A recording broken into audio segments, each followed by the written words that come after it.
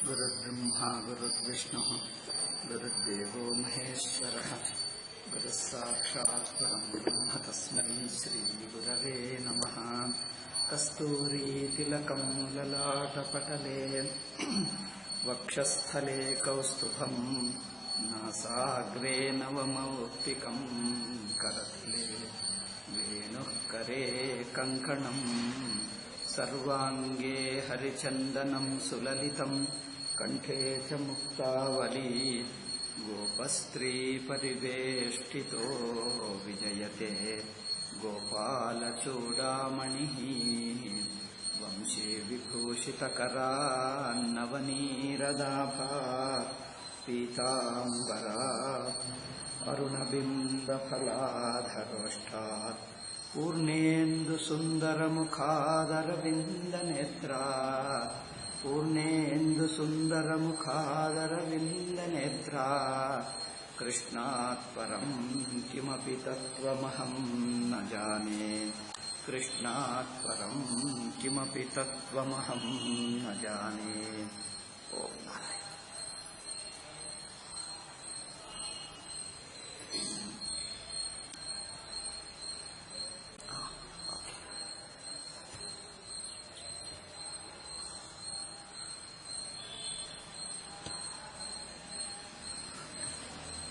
Gorilla, ನಿಜವಾಗಿ ಗೊರಿಲ್ಲನೇ ಇದೆ, ತಿರುಗೋದೇ ಇಲ್ಲ.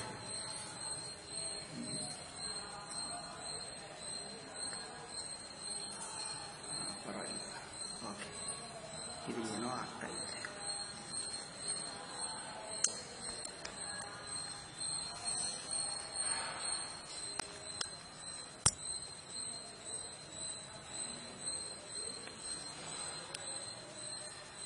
ಈಗ ಸರಿಯಾಗಿ ತಲೆ ಎಲ್ಲೋ ಹೋಗ್ತಾರೆ. ಅವ್ರು ಕಂಡು ಬರುವಾಗ ಇಲ್ಲಿ ಕಂಡು ಬರ್ತದೆ, ತಲೆ ಮೇಲೆ ಅಲ್ಲಿ ನೋಡುವ ಅವರಿಗೆ. ಆಯ್ತು. ಓಂ ನಾರಾಯಣ ನಾರಾಯಣ. ನಾಗಪತ್ನಿಯರು ನೋಡಿ ಎಷ್ಟು ವಿನಯದಿಂದ ಭಕ್ತಿಯಿಂದ ನಮಸ್ಕಾರ ಮಾಡ್ತಾ ಇದ್ದಾರೆ, ಪ್ರಾರ್ಥನಾ ಮಾಡ್ತಾ ಇದ್ದಾರೆ. ಇದರಲ್ಲಿ ಈ ವಿನಯಕ್ಕೆ ಕಾರಣವೇನೆಂದರೆ, ವಿನಯ ಎರಡು ಬಗೆ, ತನ್ನ ಎರಡೇಕೆ ಮೂರು ಬಗೆ ಹೇಳಬಹುದು. ಒಂದು ಆಪರ್ಚುನಿಸ್ಟಿಕ್ ವಿನಯ, ತನ್ನ ಅವಕಾಶಕ್ಕೋಸ್ಕರ ತನ್ನ ಅವಕಾಶದಿಂದ ಕೆಲಸ ಮಾಡಿಸಿಕೊಳ್ಳುವುದಕ್ಕೆ ಏನೋ ಸ್ತುತಿ ಮಾಡಿ ತನ್ನದು ಮಾಡಿಕೊಳ್ಳುವುದು, ಅದು ಸ್ವಾರ್ಥ ಅವಕಾಶವಾದ ವಿನಯ.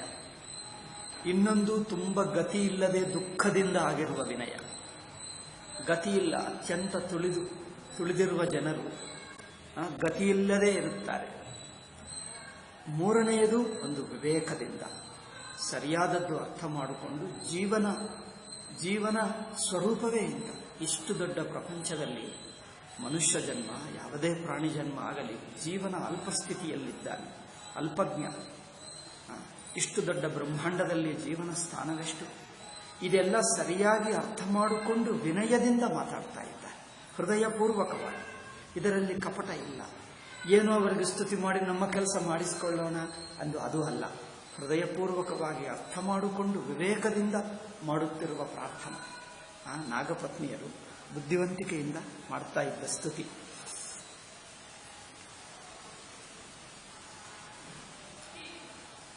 ನನಾಕಪೃಷ್ಟಂ ನಚ ಸಾರ್ವಭೌಮಂ.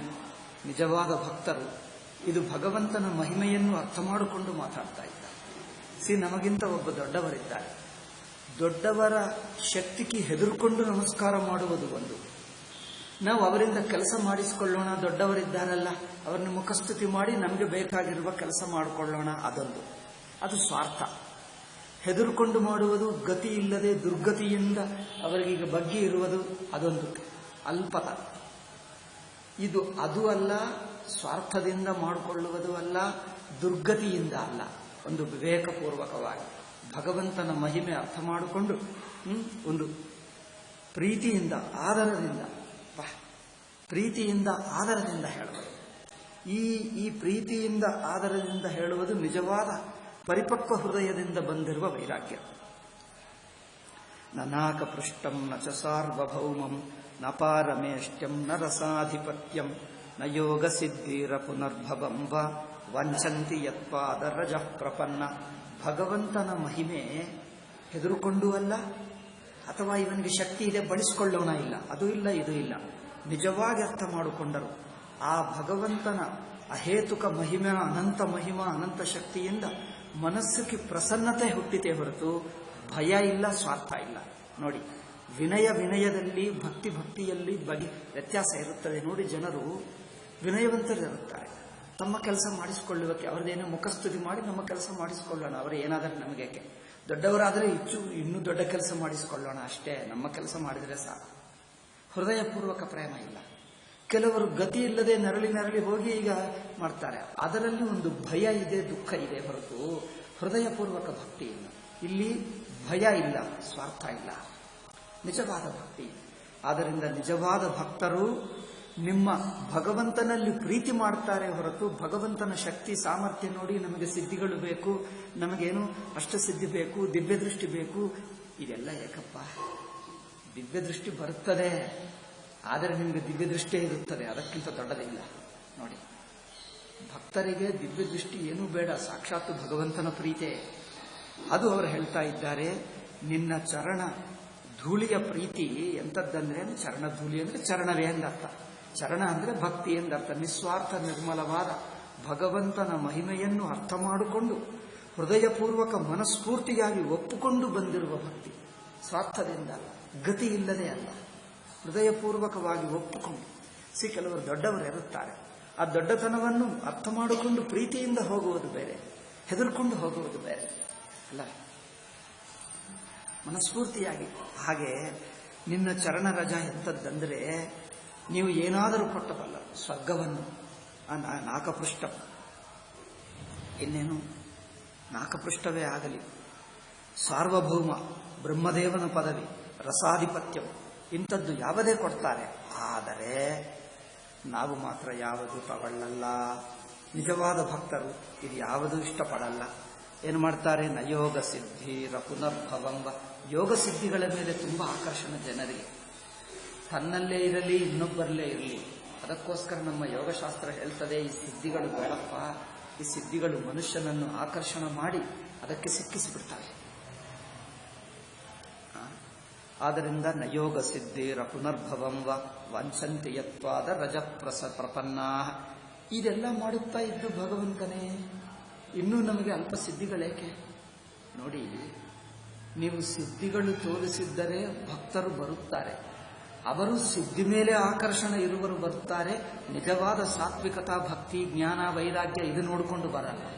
ನೋಡಿ, ನೀವು ಯಾವುದು ತೋರಿಸ್ತಿರೋ, ಯಾವುದು ನೋಡಿ ಆಕರ್ಷಿತವಾಗಿ ಬರುತ್ತಾರೋ ಅವರು ಅದಕ್ಕೋಸ್ಕರನೇ ಬರುತ್ತಾರೆ, ಬೇರೆಗೋಸ್ಕರ ಬರಲ್ಲ. ಅದು ನೋಡಿ, ನೀವು ತೋರಿಸಿದ್ದು ಹಣ ತೋರಿಸಿದ್ದರೆ ಹಣಕ್ಕೆ ಆಕರ್ಷಿತವಾಗಿರುವವರೇ ಬರುತ್ತಾರೆ.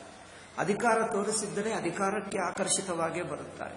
ಪಾಂಡಿತ್ಯ ತೋರಿಸಿದ್ದರೆ ಪಾಂಡಿತ್ಯಕ್ಕೆ ಆಕರ್ಷಿತವಾಗೇ ಬರುತ್ತಾರೆ. ಒಬ್ಬನು ಹೇಳುತ್ತಿದ್ದರು, ಸ್ವಾಮೀಜಿ ಹೀಗೆ ಹೇಳಿ, ನೀವು ಅಲಂಕಾರಿಕವಾಗಿ ಈ ಪದ್ಯಗಳನ್ನು ಓದಿ, ಹೀಗೆ ಸಾಹಿತ್ಯ ಓದಿ, ಇದಕ್ಕೋಸ್ಕರ ಆಕರ್ಷಿತರಾಗಿ ಕೆಲವರು ಬರುತ್ತಾರೆ. ಅಲ್ಲವೇ? ಕೆಲವು ಚೆನ್ನಾಗಿ ಸಾಹಿತ್ಯ ಕನ್ನಡ ಕಲಿತುಕೊಂಡು, ನನ್ನ ಕನ್ನಡವೇ ಅಲ್ಲ, ಏನೋ ಮಾತಾಡ್ತೀನಿ ಅಷ್ಟೇ, ಒಂದು ಸಾಹಿತ್ಯ ಕನ್ನಡ, ಇವರು ಪದ್ಯಗಳು ಓದಿ ಹೀಗೆ ಹೇಳಿ ಅಂದರೆ ಆ ಸಾಹಿತ್ಯಕ್ಕೋಸ್ಕರನೇ ಆಕರ್ಷಿತವಾಗಿ ಕೆಲವರು ಬರ್ತಾರೆ. ನನಗೆ ಐಡಿಯಾಸ್ ಹೇಳ್ತಾ ಇದ್ದಾನೆ. ನಾನು ಯಾರಿಗೋಸ್ಕರ ಏನೂ ಮಾಡಲ್ಲ, ಏನಿದೆಯೋ ಅದಿದೆ, ಭಗವಂತ ಏನು ಹೇಳಿಸ್ತಾನೋ ಅದು ಹೇಳ್ತೀವಿ. ಯಾರಿಗಿಷ್ಟವಿದೆಯೋ ಅವರು ಬರ್ತಾರೆ, ನಮ್ಮ ಕೈಯಲ್ಲಿ ಏನಿಲ್ಲ. ಬರುವವರು ಅವ್ರಿಗೋಸ್ಕರ ಬರ್ತಾರೆ. ಭಗವಂತನ ಮೇಲೆ ಭಕ್ತಿಯಿಂದ ಬರ್ತಾರೆ ಹೊರತು ನನ್ನ ಮೇಲೆ ಅಲ್ಲ. ನನ್ನ ಪಾಂಡಿತ್ಯ ಏನು, ನನಗೇನೋ ಶಕ್ತಿ ಸಾಮರ್ಥ್ಯ ಇದ್ದು ನೋಡಿ ಅಲ್ಲ. ಅಂಥವರು ಬಂದರೂ ಪ್ರಯೋಜನವಿಲ್ಲ. ಅವರಿಗೆ ಶ್ರೀಕೃಷ್ಣ ಭಗವಂತನ ಮಹಿಮೆ, ಭಗವಂತನ ಭಕ್ತಿ ಅದು ನೋಡಿಕೊಂಡು ಬರಲಿ. ಅದು ನಿಜವಾದ ಮಹಿಮೆ. ಅದು ಇರಲಿ. ಯಾರೋ ಒಬ್ಬರೇ ಇಬ್ಬರೇ 4 ಜನರೇ ಬರಲಿ, ಅವ್ರು ನಿಜವಾದ ಭಕ್ತರು. ಆದ್ದರಿಂದ ನನಗೆ ಯಾವುದೂ ಅದೇನೋ ಆಕರ್ಷಣೆ ತೋರಿಸಲ್ಲ. ನಾನು ಇರುವ ಹಾಗೆ ಇರ್ತೀನಿ. ಯಾರಿಗೋಸ್ಕರ ಹೊಸ ನಟನ ಮಾಡಲ್ಲ. ನನ್ನದು ಸಹಜತೆ ಹೇಗಿರುತ್ತದೋ ಹಾಗೆ ಇರ್ತೀನಿ ಅಷ್ಟೇ. ಆದರೆ ಅದು ನೋಡಿ, ಇದು ಭಾಷ್ಯ ಏನೋ ತೋರಿಸಿದ್ದರೆ ಅವುಗಳಿಗೋಸ್ಕರ ಬರ್ತಾರೆ ಹೊರತು ನಿಜವಾದ ಭಗವಂತನಿಗೋಸ್ಕರ ಬರಲ್ಲ. ನೀವು ಭಗವದ್ ಭಕ್ತಿ ಮಹಿಮೆ ತತ್ವ ಶಾಸ್ತ್ರಸಮ್ಮತವಾದ ಸಾಂಪ್ರದಾಯಿಕವಾದ ಅದು ಹೇಳಿದ್ದರೆ ಅದಕ್ಕೋಸ್ಕರನೇ ಜನರು ಬರ್ತಾರೆ. ಅದು ಬೇರೆ. ವ್ಯಾಪಾರಗಳಿವೆ. ವ್ಯಾಪಾರ ಎಷ್ಟಿದೆಯೋ ಇದು ಒಂದು ವ್ಯಾಪಾರವೇ. ಹೀಗೆ ಮಾಡಿಬಿಟ್ರೆ ವಸ್ತು ತಯಾರಾಗ್ತದೆ. ಬರುವವರು ವ್ಯಾಪಾರಿಗಳೇ ಬರ್ತಾರೆ. ಅಲ್ಲ, ಈ ಮೇಲೆ ಮೇಲೆ ವಸ್ತುಗಳಿಗೆ ಆಕರ್ಷಿತವಾಗಿರುವವರೇ ಬರ್ತಾರೆ. ನಿಜವಾದ ಭಕ್ತಿಯಾಗಿರುವವರು ಬರಲ್ಲ. ಹೆಚ್ಚಿನ ಲೌಕಿಕರು ಈ ಮೇಲಿನ ಆಕರ್ಷಣೆಗಳಿರುವವರೇ ಇರುತ್ತಾರೆ. ಈ ವಸ್ತುಗಳಿಗೆ, ಸಿದ್ಧಿಗೆ, ಆಕರ್ಷಣೆಗೆ, ದಿವ್ಯ ದೃಷ್ಟಿಗೆ ಇದಕ್ಕೆ ಆಕರ್ಷಿತವಾಗುವವರೇ ಬರ್ತಾರೆ. ಬರಲಿ ಪಾಪ, ಏನೋ ಅದು ಒಳ್ಳೆಯದೇ, ಆದರೆ ಅದು ಅಷ್ಟು ಉತ್ತಮ ಅಲ್ಲ, ಅಷ್ಟೇ ಹೇಳುವುದು. ಬರಲಿ, ಏನೋ ಯಾವುದೋ ನೆಪದಿಂದ ಏನೋ ಭಗವಂತ ನಾಮಸ್ಮರಣ ಮಾಡ್ತಾರೆ, ಮಾಡಲಿ, ಯಾವುದೂ ಅಷ್ಟು ಕೆಟ್ಟದಲ್ಲ, ಆದರೆ ಅದಕ್ಕೆ ಬೇರೆ ತರಹ ಇರುತ್ತದೆ. ಆದ್ದರಿಂದ ಇವರು ತದೇಶನಾಥಾಪ ದುರಾಪ ಮನ್ಯೈ ತಮೋಜನಿ ಕ್ರೋಧವಶೋಪ್ಯಹೀಶಃ ಅಂತ ಭಗವಂತ ನೀನು. ಈಗ ನಮ್ಮ ಕಡೆ ನೋಡಿ, ನಮ್ಮ ಜನ್ಮ ತಾಮಸ ಜನ್ಮ, ಕ್ರೋಧವಶೋಪ್ಯಹೀಶಃ. ಈ ಸರ್ಪ ಜನ್ಮ ನಮ್ಮದು ತಾಮಸ ಜನ್ಮ. ಕ್ರೋಧ, ಪ್ರಾಣಿಗಳಲ್ಲಿ ಅತ್ಯಂತ ಕ್ರೋಧ ಯಾರಿಗೆ? ಸರ್ಪ. ಅತ್ಯಂತ ಕ್ರೋಧದ ಅವತಾರ. ಅದೇ ಹತ್ತಿರಕ್ಕಷ್ಟು ದೂರ ಬಂದರೆ ಹುಷ್ ಅಂತಂದ್ರೆ ಎಷ್ಟು ಕ್ರೋಧ ಅದಕ್ಕೆ. ಅದರಿಂದ ಸರ್ವ ಪ್ರಾಣಿಗಳಲ್ಲಿ ಅತ್ಯಂತ ಕ್ರೋಧ ಅಂದರೆ ಸರ್ಪಕ್ಕೆ. ಅದಕ್ಕೋಸ್ಕರ ಯಾರಾದರೂ ಅತ್ಯಂತ ಕೋಪಿಷ್ಟಿ ಇದ್ದರೆ ಅವ್ರಿಗೆ ಏನು ಉದಾಹರಣೆ ಹೇಳ್ತಾರೆ? ಹಾವು, ನಾಗಸರ್ಪ ಅಥವಾ ಅಗ್ನಿ. ಅಗ್ನಿಗೆ ಕ್ರೋಧ ಇರುತ್ತದಂತೆ, ಅಗ್ನಿಗೆ ಇರುತ್ತದಂತೆ. ಅಗ್ನಿ ಅಥವಾ ನಾಗಸರ್ಪ, ಈ ಎರಡು ಉದಾಹರಣೆ ಹೇಳ್ತೀವಿ. ಮಹಾಕೋಪಿಷ್ಟಿ ಇದ್ದರೆ ಅವರಿಗೆ ಅಗ್ನಿ, ನಾಗಸರ್ಪ. ಅದರಿಂದ ನಾಗಸರ್ಪಕ್ಕೆ ಮಹಾಕೋಪ. ಅದರಿಂದ ನಮ್ಮದು ತಾಮಸ ಜನ್ಮ. ಇದು ನಮ್ಮ ಜನ್ಮಸಿದ್ಧ ಗುಣವೇ ಹೊರತು ನಾವು ಬೇಕೆಂದು ಪಡ್ಕೊಂಡಿಲ್ಲ. ಏನೋ ಪೂರ್ವಜನ್ಮದಲ್ಲಿ ಪಾಪ ಇದ್ದರೆ, ಪೂರ್ವಜನ್ಮದಲ್ಲಿ ಕೋಪಿಷ್ಟಿಯಾದರೆ ಮುಂದಿನ ಜನ್ಮದಲ್ಲಿ ಹಾವಾಗಿ ಹುಟ್ಟುತ್ತಾನೆ. ಏಕೆ? ನಿಮ್ಮ ಕೋಪಕ್ಕೆ ಅನುಗುಣವಾಗಿ ಹಾವಿನ ಜನ್ಮ ಇರುತ್ತದೆ ಅಲ್ಲವೇ? ತಮೋಜನಿ ಕ್ರೋಧವಶೋಪ್ಯಹೀಶಃ ತದೇವ ನಾಥಾಪ ದುರಾಪ ಮನ್ಯೈ ಸಂಸಾರ ಚಕ್ರೇ ಭ್ರಮತಃ ಶರೀರಿಣಃ. ಈ ಸಂಸಾರ ಚಕ್ರದಲ್ಲಿ ನಾವು ಈ ದೇಹವನ್ನು ಧರಿಸಿ, ಜನ್ಮಗಳನ್ನು ಧರಿಸಿ ತಿರುಗುತ್ತಾ ಇರುವ ನಮಗೆ ಭಗವಂತನ ಅನುಗ್ರಹದಿಂದ ಯಾರಿಗೂ ಸಿಗದಂತೆ ಇಂಥ ಕೋಪಿಷ್ಟಿ ಜನ್ಮ, ಪಾಪ ಜನ್ಮ, ತಾಮಸ ಜನ್ಮ ಆಗಿರುವ ನಮಗೆ ನಿಮ್ಮ ಚರಣ ರಜ ಸಿಕ್ಕಿತು. ಎಷ್ಟು ಸೌಭಾಗ್ಯ ನೋಡಿ. ಕೋಪಿಷ್ಟಿ ಅಂದರೆ ಪಾಪಾತ್ಮ. ನಮ್ಮಂಥ ಪಾಪಾತ್ಮನಿಗೆ ನಿಮ್ಮ ದರ್ಶನವಾಯಿತೆ, ನಿಮ್ಮ ಚರಣ ಸ್ಪರ್ಶ ಅನುಗ್ರಹ ಸಿಕ್ಕಿತು ನಮಗೆ. ಕೋಪಿಷ್ಟಿ ಜನರಿಗೆ ಯಾರು ಹತ್ತಿರಕ್ಕೆ ಬರಲ್ಲ. ಅಂಥದ್ದು ಯಾರು ಸಿಗ್ತಾರೆ? ಅಂಥದ್ದು ನೀವಾಗಿ ಬಂದು ನಿಮ್ಮ ಚರಣ ಸ್ಪರ್ಶ ಕೊಟ್ಟು ನಮ್ಮನ್ನು ಪವಿತ್ರಗೊಳಿಸಿ, ನಮ್ಮ ಪಾಪಗಳೆಲ್ಲ ನಾಶ ಮಾಡಿ, ನಮ್ಮ ಕೋಪವನ್ನು ಅಡಗಿಸಿ ಸಜ್ಜನರಾಗಿ ನಿಮ್ಮ ಭಕ್ತರನ್ನು ಮಾಡಿಸಿಕೊಂಡಿದ್ದಿ ಅಲ್ಲವೇ? ಅದು ಭಗವಂತನ ಅನುಗ್ರಹ ಎಷ್ಟು ಚೆನ್ನಾಗಿದೆ. ತದೇಶನಾಥಾಪ ದುರಾಪ ಮನ್ಯೈ. ಯಾರಿಗೂ ಸಿಗ್ತದೆ ಇಂಥ ಭಗವಂತನ ದಯ, ಇಂಥ ಅಹೇತುಕ ದಯ, ಇಂಥ ಅನುಗ್ರಹ ಯಾರಿಗೂ ಸಿಗ್ತದೆ? ಆದರೆ ನಮಗೆ ನಾವು ಧನ್ಯರೇ.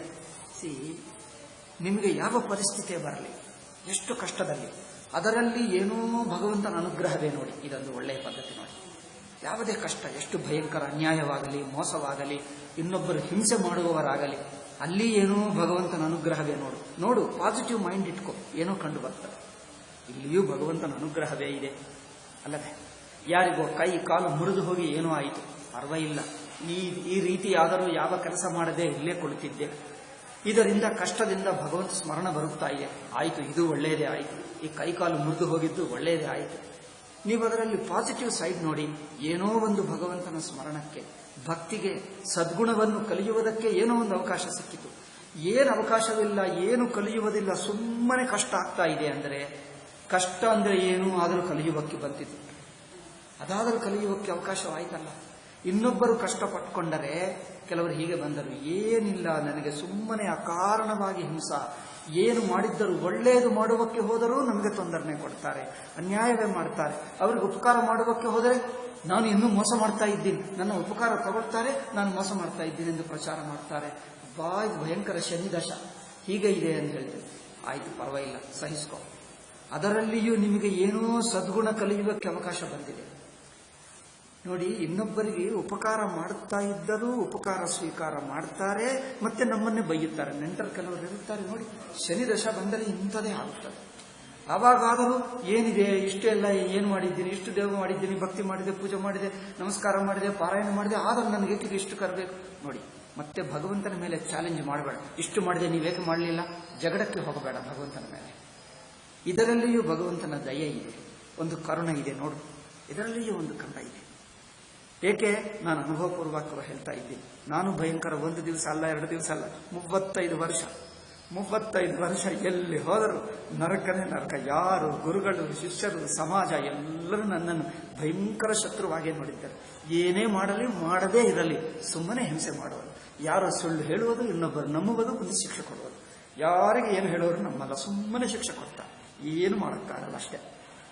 ಆವಾಗ ಹೇಳಿ, ಈ ಕಷ್ಟವನ್ನು ನೀವು ದ್ವೇಷ ಮಾಡಿಕೊಂಡರೆ ನಿಮ್ಮಲ್ಲಿ ಒಂದು ಸುಜನತ, ಒಂದು ಸದ್ಗುಣ ಬರಲ್ಲ. ನೀವು ಸುಮ್ಮನೆ ಸಹಿಸಿಕೊಂಡಿ. ನಾನೇನು ಗೊತ್ತು ಮಾಡಿಕೊಂಡು ಬೇಕೆಂದು ನಾನೇನು ತಪ್ಪು ಮಾಡಲಿಲ್ಲ, ಆದರೆ ಏನೋ ಬರುತ್ತಾ ಇದೆ, ಇದರಲ್ಲಿ ಏನೋ ಭಗವಂತ ಬೇಕೆಂದೇ ನನ್ನ ಮೇಲೆ ದಯದಿಂದ ನಾನೇನೋ ಕಲಿಯಬೇಕು, ಇದರಿಂದ ಏನೋ ಒಂದು ಹೊಸ ಗುಣ ಕಲಿಯಬೇಕೆಂದು ಕೊಟ್ಟರ ಏನು ಈ ಕಷ್ಟ ಆಯ್ತು. ಇದು ಭಗವಂತನ ಇಚ್ಛೆ, ಭಗವಂತನ ಲೀಲೆ. ಏನೋ ಇದರಿಂದ ನನಗೆ ಏನು ಒಳ್ಳೆಯದಾಗದಿದೆಯೋ ಅವರಿಗೆ ಗೊತ್ತು, ನನಗಿಂತ ಹೆಚ್ಚು ಅವರಿಗೆ ಗೊತ್ತು. ಆಯ್ತು, ನಡೆಯಲಿ, ನೋಡೋಣ. 1 ದಿವಸ ಅಲ್ಲ, 2 ದಿವಸ ಅಲ್ಲ, ವರ್ಷಗಟ್ಲ ಕಾಯ್ತಾ ಕೊನೆಗೂ ಒಂದು ಸಹನಶೀಲತೆ ಬಂದಿದೆ. ಎಷ್ಟು ಸಹನಶೀಲತೆ ಅಂದರೆ, ಎಷ್ಟು ಭಯಂಕರವಾಗಿ ನಮ್ಮನ್ನು ತಪ್ಪು ತಿಳ್ಕೊಳ್ಳಲಿ, ಜನರು ಅಪಮಾನ ಮಾಡಲಿ, ಏನೇನೋ ದುಷ್ಪ್ರಚಾರ ಮಾಡಲಿ, ಅದೆಲ್ಲ ಹಗುರವಾಗಿ ತಗೊಂಡುವುದು ಬಂದುಬಿಟ್ಟಿದೆ. ದೊಡ್ಡವರೇ ದುಷ್ಪ್ರಚಾರ ಪಬ್ಲಿಕ್ ಎಲ್ಲ ಮಾಡಿಬಿಡ್ತಾರೆ, ಎಲ್ಲರೂ ನಂಬುತ್ತಾರೆ.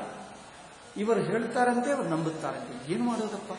ಆಯ್ತು, ಇದು ನಡೆಯಲಿ, ಭಗವಂತನ ಲೀಲನೆ ಬಿಡು ಅಷ್ಟೇ. ಆವಾಗ ತುಂಬಾ ಸಹನಶೀಲತೆ ಬರುತ್ತದೆ. ಇನ್ನೊಬ್ಬರ ಕಷ್ಟ ನಮ್ಗೆ ಅರ್ಥವಾಗ್ತದೆ. ನಮ್ಮಂತ ನಾನು ಹೇಳಿದ್ದೀನಿ, ಅಟ್ಲೀಸ್ಟ್ ಒಂದು ಸದ್ಗುಣ ನೋಡಿ. ನಿಮ್ಮಂತ ಅಕಾರಣ ಅನ್ಯಾಯ ದುಃಖಕ್ಕೆ ಒಳಗಾಗಿರುವವರೆಗೆ ಇನ್ನೊಬ್ಬರು ಈ ದುಃಖದಲ್ಲಿದ್ದರೆ ಅವರ ಕಷ್ಟ ಎಷ್ಟಿರುತ್ತದೋ ನಿಮ್ಗೆ ಅನುಭವಪೂರ್ವಕ ಗೊತ್ತಾಯ್ತಲ್ಲ. ಅದಾದರೆ ಸದ್ಗುಣ ಬಂತಲ್ಲ. ನೀವು ಪಾಸಿಟಿವ್ ನೋಡಿ, ಏನೋ ಒಂದು ಸದ್ಗುಣ ಅಲ್ಲಿ ಇದ್ದೇ ಇದೆ. ಎಷ್ಟು ಕಷ್ಟ ಬರಲಿ, ಎಷ್ಟು ಅನ್ಯಾಯವಾಗಲಿ, ಎಷ್ಟು ದುಃಖವಾಗಲಿ, ಏನೋ ಒಂದು ಸದ್ಗುಣವೇ ನೋಡು, ಪಾಸಿಟಿವ್ ನೋಡು, ಕಂಡು ಬರ್ತದೆ. ಯಾರಿಗೆ ಗೊತ್ತಿಲ್ಲದಂತೆ, ಯಾರಿಗೆ ಅರ್ಥವಾಗದಂತೆ ಮಿಕ್ಕ ಜನರು ಏನು ಹೇಳ್ತಾರೆ, ಎಲ್ಲರೂ ಇನ್ನೊಬ್ಬರನ್ನು ತೊಂದರೆ ಕೊಡುವವರೇ. ಕಷ್ಟದಲ್ಲಿ, ಅನ್ಯಾಯದಲ್ಲಿ, ದುಃಖದಲ್ಲಿರುವವರನ್ನು ಇನ್ನೊಬ್ಬರು ಅದೇನೋ ಹೇಳ್ತಾರೆ ನೋಡಿ, ಬಾವಿಯಲ್ಲಿ ಬಿದ್ದ ಮೇಲೆ ಇನ್ನೂ ಒಂದು ಕಲ್ಲು ಹಾಕುವರೇ ಹೊರತು ಅರ್ಥ ಮಾಡಿಕೊಳ್ಳಲ್ಲ ಅಲ್ಲ. ಅಂಥವರನ್ನು ಅರ್ಥ ಮಾಡಿಕೊಳ್ಳುವ ನಿಮಗೆ ಬರುತ್ತದೆ. ಅಂದರೆ ಆ ಭಗವಂತನ ಅಹೇತುಕ ದಯಾಗುಣ ಏನೋ ನಿಮಗೂ ಅರ್ಥಕ್ಕೆ ಬಂದಿದೆ. ನೀವು ಅನುಭವಪೂರ್ವಕವಾಗಿ ನೋಡಿದಾಗ ನೀವು ಅಂತ ಅಹೇತುಕ ದಯ, ಅನ್ಯಾಯ ಮಾಡುವವರ ಮೇಲೇ ನೀವು ದಯ ತೋರಿಸಬೇಕು. ನಿನಗೆ ಮೋಸ ಮಾಡಿ, ಅನ್ಯಾಯ ಮಾಡಿ, ನಿನ್ನನ್ನೇ ದುಷ್ಪ್ರಚಾರ ಮಾಡುವವರಿಗೆ ನಿನ್ನ ಬಾಯಿದಿಂದ ಅವರನ್ನೇ ಪ್ರಶಂಸೆ ಮಾಡಬೇಕು. ಅವರು ಒಳ್ಳೆಯವರೆಂದು ಹೇಳಬೇಕು. ನೋಡಿ, ನಿಮಗೆ ಅನ್ಯಾಯ ಮಾಡಿ, ಮೋಸ ಮಾಡಿ, ಹಿಂಸೆ ಮಾಡಿ, ದುಷ್ಪ್ರಚಾರ ಮಾಡಿದವರಿಗೆ ನಿಮ್ಮ ಬಾಯಿದಿಂದ ಅವರು ಮಹನೀಯರು, ಸಜ್ಜನರು, ಅಯ್ಯೋ ಪಾಪ ಒಳ್ಳೆಯವರೆಂದು ನೀವು ಆದರಪೂರ್ವಕದಿಂದ ಅವರನ್ನೇ ನಿನ್ನ ಬಾಯಿದಿಂದ ಪ್ರಶಂಸೆ ಮಾಡಬೇಕು. ಎಂಥ ಪರಿಸ್ಥಿತಿ ಬರುತ್ತದೆ ನೋಡಿ. ಯಾರಾದರೂ ಬಾಯಿ ಬರುತ್ತದೆ, ನನ್ನನ್ನು ಇಷ್ಟು ಅನ್ಯಾಯ ಮಾಡಿ ನನ್ನ ಬಾಯಿದಿಂದ ಅವರನ್ನು ನಾನು ಪ್ರಶಂಸೆ ಮಾಡಬೇಕಾ? ಮಾಡೋಕ್ಕಾಗಲ್ಲ. ಆದರೂ ಮಾಡಬೇಕು. ಮಾಡಿದರೆ ಆವಾಗ ಆ ಭಗವಂತನಲ್ಲಿ ಯಾವ ಅಹೇತುಕ ಗುಣ ಇದೆಯೋ, ಯಾರು ನಮಗೆ ಶತ್ರುವಿಲ್ಲ, ಆ ಗುಣ ನಮಗೆ ಬರುತ್ತದೆ. ಆ ಗುಣ ನಮಗೆ ಬರುತ್ತದೆ. ಅಂದರೆ ಯಾವುದೋ ಒಂದು ವಿಶೇಷ ಗುಣ ನಮ್ಮಲ್ಲಿ ಭಗವಂತ ಬೆಳೆಸಬೇಕನ್ಕೊಂಡ. ಯಾವುದೋ ಒಂದು ಬೆಳೆಸೋದಂದ್ರೆ ಅರ್ಥವೇನು? ಭಗವಂತನಲ್ಲಿ ಸರ್ವ ಸದ್ಗುಣಗಳಿವೆ, ಶಕ್ತಿಗಳಿವೆ, ಸಂಪತ್ತುಗಳಿವೆ, ಏನೇನೋ ಇವೆ, ಇಡೀ ಬ್ರಹ್ಮಾಂಡ ಇದೆ. ಅದರಲ್ಲಿ ಕೆಲವು ಗುಣಗಳು ತಾನೇ ಆ ಗುಣಗಳನ್ನು ನಿನ್ನಲ್ಲಿ ಪ್ರಕಟಿಸಬೇಕನ್ಕೊಂಡರು. ಇದು ಅವತಾರ. ನಮ್ಮಲ್ಲಿ ಯಾವ ಯಾವ ಗುಣ ಬಂದರೂ ಅದು ಭಗವಂತನ ಅವತಾರವೇ, ಇನ್ನೇನು. ಯಾವುದೇ ಆಗಲಿ ಅವತಾರ. ನಿಮ್ಗೇನಾದರೂ ಸಣ್ಣ ಕೆಲಸ ಬರುತ್ತದೆ, ಯಾವುದೇ ಒಂದು ಸಣ್ಣ ಕೆಲಸ ಮಾಡಕ್ಕೆ ಬರುತ್ತದ? ಯಾವ ಕೆಲಸ ಬಂದರೆ ಆ ಕೆಲಸ ಭಗವಂತನ ಶಕ್ತಿ. ಮಾತಾಡಕ್ಕೆ ಬರುತ್ತದಲ್ಲ, ಬಾಯಿ ಕೊಟ್ಟನಲ್ಲ, ಅದು ಭಗವಂತನ ಶಕ್ತಿ. ಕಣ್ಣಿದೆಲ್ಲ ನೋಡ್ತಿರಲ್ಲ, ಅದು ಭಗವಂತನ ಶಕ್ತಿ. ಏನೋ ಸಣ್ಣ ಪುಟ್ಟ ಕೆಲಸ, ಮನೆಯಲ್ಲಿ ಕೆಲಸನೋ, ಹೊಲಗದ್ದಲನೋ, ಆಫೀಸ್ ಕೆಲಸನೋ ಸಣ್ಣದು ಬರೆಯೋಕ್ಕೆ ಬರುತ್ತದೆ, ಓದಕ್ಕೆ ಬರುತ್ತದೆ, ಅಡಿಗೆ ಮಾಡಕ್ಕೆ ಬರುತ್ತದೆ, ಏನೋ ಗುಡಿಸಕ್ಕೆ ಬರುತ್ತದೆ. ಏನಿಲ್ಲ ಅಂದರೆ ಕರೆಂಟ್ ಸ್ವಿಚ್ ಆನ್ ಆಫ್ ಮಾಡಕ್ಕೆ ಬರುತ್ತದೆ, ಫ್ಯಾನ್ ಆನ್, ಆ ಸ್ವಿಚ್ ಎಲ್ಲಿ ಹುಡುಕೊಂಡು ಆನ್ ಮಾಡಕ್ಕೆ ಬರುತ್ತದೆ. ಆ ಶಕ್ತಿ ಇದೆ. ಅದು ಮಾಡಕ್ಕೆ ಬರಲ್ಲ. ನಮ್ಮ ಒಬ್ಬನಿದ್ದಾನೆ ಕೆಲಸಗಾರ ನೋಡಿ, ಒಂದು ರಾಕೇಶ್ ಆ ಸ್ವಿಚ್ ಆನಪ್ಪ ಅಂದ್ರೆ ಎಲ್ಲಿ ಮಾಡಬೇಕು ಗೊತ್ತಿಲ್ಲ, ಎಲ್ಲ ಹಾಕಿಬಿಡ್ತಾನೆ ಹೊರತು ಅದು ಯಾವುದೇ ಅವ್ರಿಗೆ ಗೊತ್ತೇ ಆಗ. ಎಷ್ಟು ಸಲ ಹೇಳಿದ್ರೆ ಅವ್ರಿಗೆ ಬರೋದೇ ಅಲ್ಲ. ಪಾತ್ರ ತೊಳೆಯೋಕೆ ಬರ್ತಾರೆ, ಅದು ಯಾವುದು ಬರಲ್ಲ. ಅದು ಇಲ್ಲೇ ತೊಳೆಯೋದು ಹಾಕುವುದು ಅಷ್ಟೇ ಹೊರತು ಯಾವ ಕೆಲಸ ಬರಲ್ಲ. ಯಾವುದು ಅದು ಪಾತ್ರ ತೊಳೆಯೋದು ಬರುತ್ತದೆ, ಆ ಕೆಲಸ ಆದರೂ ಬರುತ್ತದೆ. ಯಾವ ಕೆಲಸ ಬರುತ್ತದೋ ಆ ಶಕ್ತಿ ಭಗವಂತನೇ ತನ್ನ ಗುಣವನ್ನು ನಮ್ಮ ಮೂಲಕವಾಗಿ ಪ್ರಕಟ ಮಾಡ್ತಾ ಇದ್ದಾನೆ. ನಮ್ಮನ್ನು ಒಂದು ಸಣ್ಣ ಅವತಾರ ಮಾಡಿಬಿಟ್ಟ ಅಲ್ಲ, ನಮ್ಮನ್ನು ಅವತಾರನೇ ಮಾಡಿದ. ನೀವು ಯಾವುದೇ ಒಂದು ಕೆಲಸ ಬರುತ್ತದಲ್ಲ, ಯಾವ ಕೆಲಸ ಬಂದರೆ ಆ ಕೆಲಸ, ಆ ಶಕ್ತಿ, ಆ ಸದ್ಗುಣ, ಆ ಬುದ್ಧಿ ಅದು ನಿಮ್ಮಲ್ಲಿ ಪ್ರಕಟಗೊಳಿಸಿದ ಅದು ಭಗವಂತನೇ. ಆ ಗುಣ ನಮಗೆ ಬರುತ್ತದ ನೋಡಿ. ನಮಗೆ ಗೊತ್ತಿಲ್ಲ, ನಮಗೆ ಯಾವ ಯಾವ ಸದ್ಗುಣ ಇದೆಯೋ, ಯಾವ ಕೆಲಸ ಮಾಡ್ತೀವೋ ಇದು ಬರುತ್ತದೆ, ಏನಿದೆ ಅನ್ಕೊಳ್ತೀವಿ. ಅಲ್ಲ, ಕೆಲವರಿಗೆ ಅದು ಬರಲ್ಲ. ನೋಡು ಆಧುನಿಕರಿಗೆ, ಪ್ರಾಚೀನ ಕಾಲದವರು ತುಂಬಾ ಕೆಲಸ ಮಾಡುತ್ತಿದ್ದರು. ಆಧುನಿಕರು ಇಂಗ್ಲಿಷ್ ಮೀಡಿಯಂ ಓದಿಗೆ ಯಾವ ಕೆಲಸ ಬರಲ್ಲ. ಆ ರಿಮೋಟ್ ಕಂಟ್ರೋಲ್ ಒತ್ತುವುದು, ಸೆಲ್ ಫೋನ್ ಒತ್ತುವುದು ಬಿಟ್ಟು ಯಾವ ಕೆಲಸ ಬರಲ್ಲ ಅವರಿಗೆ. ಅಲ್ಲ, ಇದು ನೋಡಿದ್ದೇನೆ, ಅಯ್ಯೋ ಇಷ್ಟು ಕೆಲಸಗಳು ಹೇಗೆ ಬರುತ್ತವೆ ಅಂತ ಹೇಳ್ತಾರೆ. ನಿಮ್ಗೆ ಏನೋ ಒಂದು ಕಾಫಿ ಮಾಡಕ್ಕೆ ಬರಲ್ಲ ಅಲ್ಲವೇ? ಕಾಫಿ ಮಾಡಕ್ಕೆ ಬರಲ್ಲ, ಇಲ್ಲಿಂದ ಇಲ್ಲಿ ಹಾಕೋದಕ್ಕೆ ಬರಲ್ಲ ಅಲ್ಲವೇ? ಈ ಕಾಫಿ ಇಲ್ಲಿಂದ ಇಲ್ಲಿಗೆ ಬದಲಾಯಿಸೋದು, ಇಲ್ಲಿಂದ ಇಲ್ಲಿಗೆ ಬರೋಕ್ಕೆ ಮಾಡಕ್ಕೆ ಬರಲ್ಲ. ನಿಮಗೆ ಯಾವ ಕೆಲಸ ಬರುತ್ತದೋ, ನಮ್ಗೆ ಎಷ್ಟಿದ್ರಲ್ಲಿ ಏನಿದೆ ಅನ್ಸುತ್ತೆ ಅಲ್ಲ, ಹಾಗೇನು ತಿಳ್ಕೊಳ್ಳಬೇಡಿ. ನಿಮ್ಗೆ ಯಾವ ಕೆಲಸ ಬಂದರೂ ಅದು ಬರದೇ ಇರುವವರಿಂದ ಹೋಲಿಸಿಕೊಳ್ಳಿ.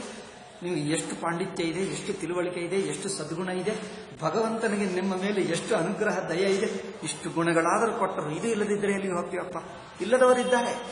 ಇದು ಏನು ಗೊತ್ತಿಲ್ಲ, ಈ ಸಣ್ಣ ಕೆಲಸ ಗೊತ್ತಿಲ್ಲದೆ ನರಕ ಅನುಭವಿಸಿದ್ದಾರೆ ಗೊತ್ತಾ? ಕಾಫಿ ಸುಮ್ಮನೆ ಮಾಡಿಕೊಳ್ಳಕ್ಕೆ ಬರಲಿಲ್ಲ. ಅವರು ಹೇಳಿದ್ದರು ಔಷಧಿ ಹಾಕೊಂಡು ಇದು ಕಾಫಿ ಕುಡಿಯಬೇಕು. ಕಾಫಿ ಹೇಗೆ ಮಾಡುವುದು, ಹೇಗೆ ಮಾಡಕ್ಕೆ ಬರಲ್ಲ. ಈಗ ಲಾಕ್ಡೌನ್ ಇದೆ, ಹೊರಗೆ ಹೋಗಕ್ಕಾಗಲ್ಲ, ಕಾಫಿ ಮಾಡಕ್ಕಾಗಲ್ಲ, ಏನ್ ಮಾಡಬೇಕು ಅಲ್ಲ? ಕಾಫಿ ಮಾಡುವುದಲ್ಲಿ ಏನಿದೆ ದೊಡ್ಡತನ? ಅದು ಮಾಡೋದು ದೊಡ್ಡ ಅಲ್ಲ, ಅದು ದೊಡ್ಡದೇ, ನಿಜವಾಗಿ ದೊಡ್ಡ. ಅದು ಮಾಡಕ್ಕೆ ಬರದೇ ಇರುವವರನ್ನು ಕೇಳು, ಆವಾಗ ಗೊತ್ತಾಗ್ತದೆ ನಿಮ್ಮ ದೊಡ್ಡತನ ಏನು. ಪ್ರತಿ ವ್ಯಕ್ತಿಗೆ ಏನೋ ಒಂದು ಸದ್ಗುಣಗಳು, ಸಕ್ರಿಯಗಳು, ಏನೋ ಸಾಮರ್ಥ್ಯವೋ ಭಗವಂತ ಕೊಟ್ಟ. ಅದು ಬೆಲೆ ನಮಗೆ ಗೊತ್ತಾಗ್ತಾ ಇಲ್ಲ. ಅದರಿಂದ ನಾವು ಏನೇನು ಮಾಡ್ತೀವೋ ಎಲ್ಲ ಭಗವಂತನ ಅನುಗ್ರಹವೇ. ನಮ್ಮನ್ನು ಬಳಸಿಕೊಂಡು ಈ ಕೆಲಸ ಆದರೂ ಮಾಡಿಸ್ತಾ ಇದ್ದಾನೆ. ಏನು ಬರಲ್ಲ, ನಾವು ಮುಗ್ಧರು, ಸಾಮಾನ್ಯರಂದ್ರೆ ಆ ಮುಗ್ಧತನವೇ ದೊಡ್ಡ ಗುಣ. ನಮಗೆ ಏನು ಬರಲ್ಲ, ಮೂರ್ಖರು, ಅದೇ ದೊಡ್ಡತನ. ಯಾಕೆ? ಏನು ಬುದ್ಧಿಯಿಂದ ಎಷ್ಟೆಷ್ಟು ಪಾಪ, ಅನ್ಯಾಯ, ಹಿಂಸೆ ಮಾಡ್ತಾ ಇದ್ದಾರೆ ಜನರು ನೋಡಿ. ನೀವು ಅಟ್ಲೀಸ್ಟ್ ಆ ಪಾಪ ಮಾಡಲಿಲ್ಲ, ಟೆರರಿಸ್ಟ್ ಆಗಲಿಲ್ಲವಲ್ಲ. ಟೆರರಿಸ್ಟ್ ಏನು ಹೇಳ್ತಾರೆ ನೀವು ಕನ್ನಡದಲ್ಲಿ? ಉಗ್ರಗಾಮಿ. ನೀವು ಉಗ್ರಗಾಮಿ ಆದರೂ ಆಗಲಿಲ್ಲ ಅಲ್ಲವೇ? ಯಾರಿಗೆ ಮೋಸ ಆದರೂ ಮಾಡಲಿಲ್ಲ ಅಲ್ಲವೇ? ಅಷ್ಟಾದರೂ ಸಜ್ಜನತೆ ಇದೆ, ಇನ್ನೇನು ಬೇಕು? ಏಕೆ ಬೇಜಾರು? ಅಷ್ಟಾದರೂ ನಾವು ಉಗ್ರಗಾಮಿಗಳಾಗಲಿಲ್ಲ. ಜನರು ನೋಡಿ ಎಷ್ಟೆಷ್ಟು ಸಾಯಿಸ್ತಾ ಇದ್ದಾರೆ, ಮರ್ಡರು, ರೇಪ್ಗಳು. ಅಯ್ಯೋ ಭಯಂಕರ. ಇಡೀ ಭಾರತ ದೇಶ ಅನ್ಯಾಯ. ಅದಾದರೂ ಮಾಡಲಿಲ್ಲವಲ್ಲ. ಇಷ್ಟಾದರೂ ಸದ್ಗುಣ ಭಗವಂತ ಕೊಟ್ಟ ನಮಗೆ. ಏಕೆ ಚಿಂತ? ಏನೋ ಸದ್ಗುಣಗಳು ನಮ್ಮ ಮೂಲಕ ಪ್ರಕಟನವ. ಭಗವಂತ ಬಿಡಲ್ಲ. ಏನೋ ಸದ್ಗುಣ ನಮ್ಮ ಮೂಲಕ ಪ್ರಕಟ ಮಾಡ್ತಾನೇ ಇದ್ದಾನೆ. ಅದು ತಿಳ್ಕೊ. ಆದ್ದರಿಂದ ನಮಗೆ ಏನೋ ತೊಂದರೆಗಳು, ಕಷ್ಟಗಳು, ಅನ್ಯಾಯಗಳು, ಸ್ವಲ್ಪ ಪೇಷನ್ಸ್, ತಾಳ್ಮೆಯಿಂದ ನೋಡು. ಅದರಲ್ಲಿ ಏನೋ ನಮ್ಮನ್ನು ಮಹನೀಯರನ್ನು ಮಾಡ್ತಾ ಇದ್ದಾನೆ. ಸಹಿಸಿಕೊಂಡು ನಮ್ಮನ್ನು ತುಂಬಾ ಸಹನಶೀಲರನ್ನು ಮಾಡ್ತಾ ಇದ್ದಾನೆ. ಅದೇ ಅಲ್ಲವೇ? ನಾವೇನು ಆಧ್ಯಾತ್ಮಿಕ ಬೇಕು ಅನ್ನೋದಿದೆ, ಆಧ್ಯಾತ್ಮಿಕ ಇನ್ನೇನು ಬೇಕು? ಇದಕ್ಕಿಂತ ಯಾವುದು ಬೇಕೋ ಅದೇ ಮಾಡ್ತಾ ಇದ್ದಾನೆ. ಅಲ್ಲ ಭಗವಂತ ನನಗೆ ಅದು ಕೊಡಲಿ, ಇದು ಕೊಟ್ಟಿದ್ದನಲ್ಲ, ಇದು ಬಿಟ್ಟು ಇನ್ನೇನು ಕೊಡಲಿ ಅಂದ್ರೆ ಇಲ್ಲದೇಕೆ ನೋಡೋದು? ಇದ್ದದ್ದು ನೋಡು. ಆಲ್ರೆಡಿ ಇಷ್ಟು ಕೊಟ್ಟ, ಇನ್ನೇನು ಬೇಕು? ಇಷ್ಟೇ ಕೊಟ್ಟ, ಇನ್ನೇನು? ಇದೇ ಕೊಡ್ತಾನೆ ಇದ್ದಾನೆ. ಭಗವಂತ ನನಗೇನು ಕೊಟ್ಟಿಲ್ಲ, ಇಷ್ಟು ದಿವಸ ಮಾಡಿದೆ ಅದು ಕೊಟ್ಟಿದ್ದನಲ್ಲ, ಇನ್ನೇನು ಬೇಕು? ನೋಡ್ತಾನೆ ಇಲ್ಲ. ಆದ್ದರಿಂದ ನೋಡಿ, ಆಲ್ರೆಡಿ ಕೊಟ್ಟರು, ಎಷ್ಟೆಷ್ಟೋ ಗುಣಗಳು ಕೊಟ್ಟರು, ನಿಮಗೆ ಗೊತ್ತಾಗ್ತಾ ಇಲ್ಲ. ಇನ್ನೊಬ್ಬರು ನೋಡಿದ ನಂತರ ಅನಿಸುತ್ತೆ, ಅಯ್ಯೋ ಇವರಲ್ಲಿ ಏನೇನು ಸದ್ಗುಣಗಳು, ಏನೇನು ಕ್ರಿಯೆಗಳು, ಇಷ್ಟು ಮಾಡಿದರೂ ಪಾಪ ಏನು ಗೊತ್ತಿಲ್ಲದಂತೆ ಮುಗ್ಧರಾಗಿರುತ್ತಾರೆ. ಎಲ್ಲ ಇದೆ. ಆಶ್ಚರ್ಯ ಆಗ್ತದೆ. ಇನ್ನೊಬ್ಬರಿಗೆ ಗೊತ್ತಾಗ್ತದೆ, ಅಯ್ಯೋ ಎಷ್ಟು ಜನರು. ನಮ್ಮ ಬೆಲೆ ನಮಗೆ ಗೊತ್ತಾಗ್ತಾ ಇಲ್ಲ. ಭಗವಂತ ನಮ್ಮ ಮೂಲಕ ಪ್ರಕಟವಾಗಿದ್ದು ಗೊತ್ತಾಗ್ತಾ ಇಲ್ಲ. ಅವರು ಅದೇ ಹೇಳ್ತಾರೆ, ನಾವು ಇಷ್ಟು ಹಾವುಗಳು, ನಾಗಸರ್ಪ, ಕೋಪ ಇದೆ, ಆದರೂ ಭಗವಂತ ನನಗೆ ಇದಪ್ಪ. ಇಷ್ಟಿದ್ದರೂ ಭಗವಂತ ಅನುಗ್ರಹ ಮಾಡಿದ ನೋಡಿ. ಭಗವಂತ ನಿಮ್ಮನ್ನು ತುಳಿಯುವುದಕ್ಕೆ ಬಂದ, ಅದೇ ನಿಮಗೆ ಅನುಗ್ರಹ. ಅನ್ಯಾಯವ ಅನುಗ್ರಹವ ನೋಡಿ. ಭಗವಂತ ಬಂದು ತುಳಿದ ಪಾದದಿಂದ ಇವರ ಶಕ್ತಿಯೆಲ್ಲ ಕಿತ್ತುಕೊಂಡ, ಮೈಯೆಲ್ಲ ಗಾಯಗಳಾಯಿತು. ಅವನಿಗೆ ಇಷ್ಟು ದುರ್ಬಲವಾಗಿ ಬಿಟ್ಟ, ಮೂರ್ಛೆ ಹೋಗುವ ಸ್ಥಿತಿ ಬಂತು. ಏನು ಮಾಡಕ್ಕಾಗಲ್ಲ. ಇದು ಅವರಿಗೆ ಅನುಗ್ರಹವ ಅನ್ಯಾಯವ ಹೇಳಿ? ಅದು ಅರ್ಥ ಮಾಡಿಕೊಂಡ ನೋಡಿ. ನಮಗೆ ಏನಾಗ್ತದೋ ಅದು ಅನುಗ್ರಹವೇ ಆಗ್ತಾನೇ ಇದೆ. ಪಾಸಿಟಿವ್ ನೋಡು. ಭಗವಂತ ಅನುಗ್ರಹ ಮಾಡದೇ ಇರುವ ಕ್ಷಣ ಇಲ್ಲ. ಮಾಡ್ತಾನೇ ಇದ್ದಾನೆ. ನೋಡುವ ದೃಷ್ಟಿ ಬೇಕು, ನೋಡುವ ಹೃದಯ ಬೇಕು, ಮಾಡ್ತಾನೇ ಇದ್ದಾನೆ. ಅದರಿಂದ ನಿಮ್ಮಲ್ಲಿ ಏನೇನಿದೆಯೋ ಯಾವುದು ಕಡೆಗಣಿಸಬೇಡಿ. ಎಲ್ಲರಿಗೆ ಏನೇನಿದೆಯೋ ನೋಡಿಕೊಂಡು ಅದು ಇದೆ. ತುಂಬ ಇದೆ ನಮ್ಮಲ್ಲಿ. ಆವಾಗ ಭಗವಂತನ ದಯ ನಮಗೆ ಹೃದಯಕ್ಕೆ ಹತ್ತಿರಕ್ಕೆ ಬರುತ್ತದೆ.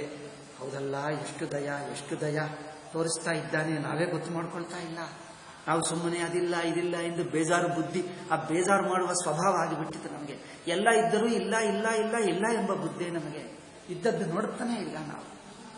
ಈ ದಿವಸದಿಂದ ನೋಡಿ, ನೀವು ನಿಜವಾಗಿ ನೋಡಿ, ತುಂಬ ಪೇಷನ್ಸಿನಿಂದ ತಾಳ್ಮೆಯಿಂದ ನೋಡಿ, ನಿಮಗೆ ಏನೋ ಸದ್ಗುಣಗಳು ಕಂಡು ಬರ್ತವೆ, ಏನೋ ಶಕ್ತಿ ಕಂಡು ಬರ್ತದೆ, ಏನೋ ಸಾಮರ್ಥ್ಯ ಕಂಡು ಬರ್ತದೆ. ಅಯ್ಯೋ ಭಗವಂತ ಇಷ್ಟೆಲ್ಲ ಕೊಟ್ಟನಲ್ಲ, ಅಯ್ಯೋ ಎಂಥ ದಯೆ ನಾವು ನೋಡ್ತಾನೇ ಇಲ್ಲ. ನಾವು ನಮ್ಮನ್ನು ನಾವು ಎಷ್ಟು ಕೀಳು ಮಾಡಿಕೊಂಡಿದ್ದೀವಿ ನೋಡಬೇಡಿ. ನೋಡಿ, ತುಂಬ ಇದೆ ನಮಗೆ ಗೊತ್ತೇ, ಇಲ್ಲೇ ಇದೆ, ನಾವು ಗೊತ್ತಾಗ್ತಾ ಇಲ್ಲ, ನಮ್ಮಲ್ಲಿದೆ. ಅದು ಅವರು ಹೇಳುತ್ತಿದ್ದು, ತದೇಶನಾಥ ಪದುರಾಪಮನ್ಯೈ. ಯಾರಿಗೆ ಇನ್ನೊಬ್ಬರಿಗೆ ಸಿಗಲಿಲ್ಲ, ಎಲ್ಲರಿಗೂ ಸಿಕ್ಕಿತು, ಬೇಕಾದಷ್ಟು ಸಿಕ್ಕಿದೆ ನೋಡಿ. ಇನ್ನೊಬ್ಬರಿಗೆ ಸಿಗದೆ ಇರುವಂಥ ಅನುಗ್ರಹ ನಮಗೆ ಸಿಕ್ಕಿತು ನೋಡಿ. ತದೇಶನಾಥ ಪದುರಾಪಮನ್ಯೈ. ನಾವು ತಾಮಸಿಕರಾಗಿ ಹುಟ್ಟಿದ್ವಿ, ಪರವಾಗಿಲ್ಲ, ಅದೇ ನಮಗೆ ಲಾಭವಾಯಿತು. ನಾವು ಏನದು ಕೋಪ, ಯಾವ ಪ್ರಾಣಿಯಲ್ಲಿ ಇಲ್ಲದಿರುವಂಥ ಹೆಚ್ಚಿನ ಕೋಪ ಜನ್ಮ ಹುಟ್ಟಿತು, ತಾಮಸ ಜನ್ಮ ಹುಟ್ಟಿತು. ಆದರೂ ಈ ಕೋಪ ಜನ್ಮನೇ ನಿಮ್ಮ ಅನುಗ್ರಹಕ್ಕೆ ಕಾರಣವಾಯಿತಲ್ಲ. ಯಾವುದು ಕೆಟ್ಟದ್ದು ಅನ್ಕೊಂಡಿದ್ದೀವೋ ಅದೇ ಭಗವತ್ ಪ್ರಾಪ್ತಿಗೆ ಸಾಧನವಾಯಿತು. ಅಯ್ಯೋ ನಾವು ಅಲ್ಪ ಜನ, ಸಾಮಾನ್ಯ ಜನ, ಅಧಮ, ನಮಗೆ ಬುದ್ಧಿ ಇಲ್ಲ, ಶಾಸ್ತ್ರ ಪಾಂಡಿತ್ಯ ಇಲ್ಲ, ಪರವಾಗಿಲ್ಲ, ಅದೇ ಭಗವತ್ ಸಾಧನಕ್ಕೆ ಭಗವಂತನಿಗೆ ಸಾಧನವಾಯಿತಲ್ಲ. ನಿಮಗೆ ಯಾವ ಜನ್ಮ ಕೊಟ್ಟರೋ, ಯಾವುದು ಕೀಳು ಜನ್ಮ ಅನಿಸುತ್ತದೋ, ಯಾವ ಕೆಲಸಕ್ಕೆ ಬಾರದೆ ವ್ಯರ್ಥ ಜನ್ಮ ಅನಿಸುತ್ತದೋ ಅದೇ ಭಗವತ್ ಪ್ರಾಪ್ತಿಗೆ ಸಾಧನೆ ಆಗ್ತದೆ. ನೀವು ನೋಡು, ಅಲ್ಲಿದೆ, ನಿಮ್ಮಲ್ಲಿದೆ, ನೋಡ್ಕೊ, ಸ್ವಲ್ಪ ಗಮನಿಸು, ನೋಡುವ ಬುದ್ಧಿ ಬೇಕು. ಪೇಷನ್ಸ್ನಿಂದ ನೆಗೆಟಿವ್ ಬುದ್ಧಿ ಬಿಡು, ನೋಡು. ಯಾವುದು ನಿಮಗೆ ಏನಿಲ್ಲ ಅನಿಸುತ್ತದೋ ಅದೇ ನಿಮಗೆ ಸದ್ಗುಣವಾಯಿತು. ಹಾಗೆ ಇಷ್ಟು ನಮ್ಮದು ಪಾಪ ಜನ್ಮ, ತಾಮಸ ಜನ್ಮ, ಕೋಪಿಷ್ಟಿ ಜನ್ಮ. ಆದರೆ ಈ ಕೋಪಿಷ್ಟಿ ಜನ್ಮವೇ ನಮಗೆ ಅನುಗ್ರಹವಾಯಿತೆ ನೋಡಿ. ಈ ಜನ್ಮದಿಂದಲೇ ನೀವೇ ಬರಬೇಕಾಯಿತು. ನೀವು ಬಂದನ್ನು ನಮ್ಮನ್ನು ತುಳಿದು ನಿಮ್ಮ ಪಾದಗಳಿಂದ ಜನರು ಹೋಗಿ ಭಗವಂತನ ಪಾದ ಸ್ಪರ್ಶ ಆಗಬೇಕು, ಪಾದ ಧೂಳಿಯಾದರೂ ಸಿಗಬೇಕು ಅನ್ಕೊಳ್ತಾರೆ. ನಮಗೆ ಪಾದ ಧೂಳೆ ಅಲ್ಲ, ಪಾದ ಸ್ಪರ್ಶ.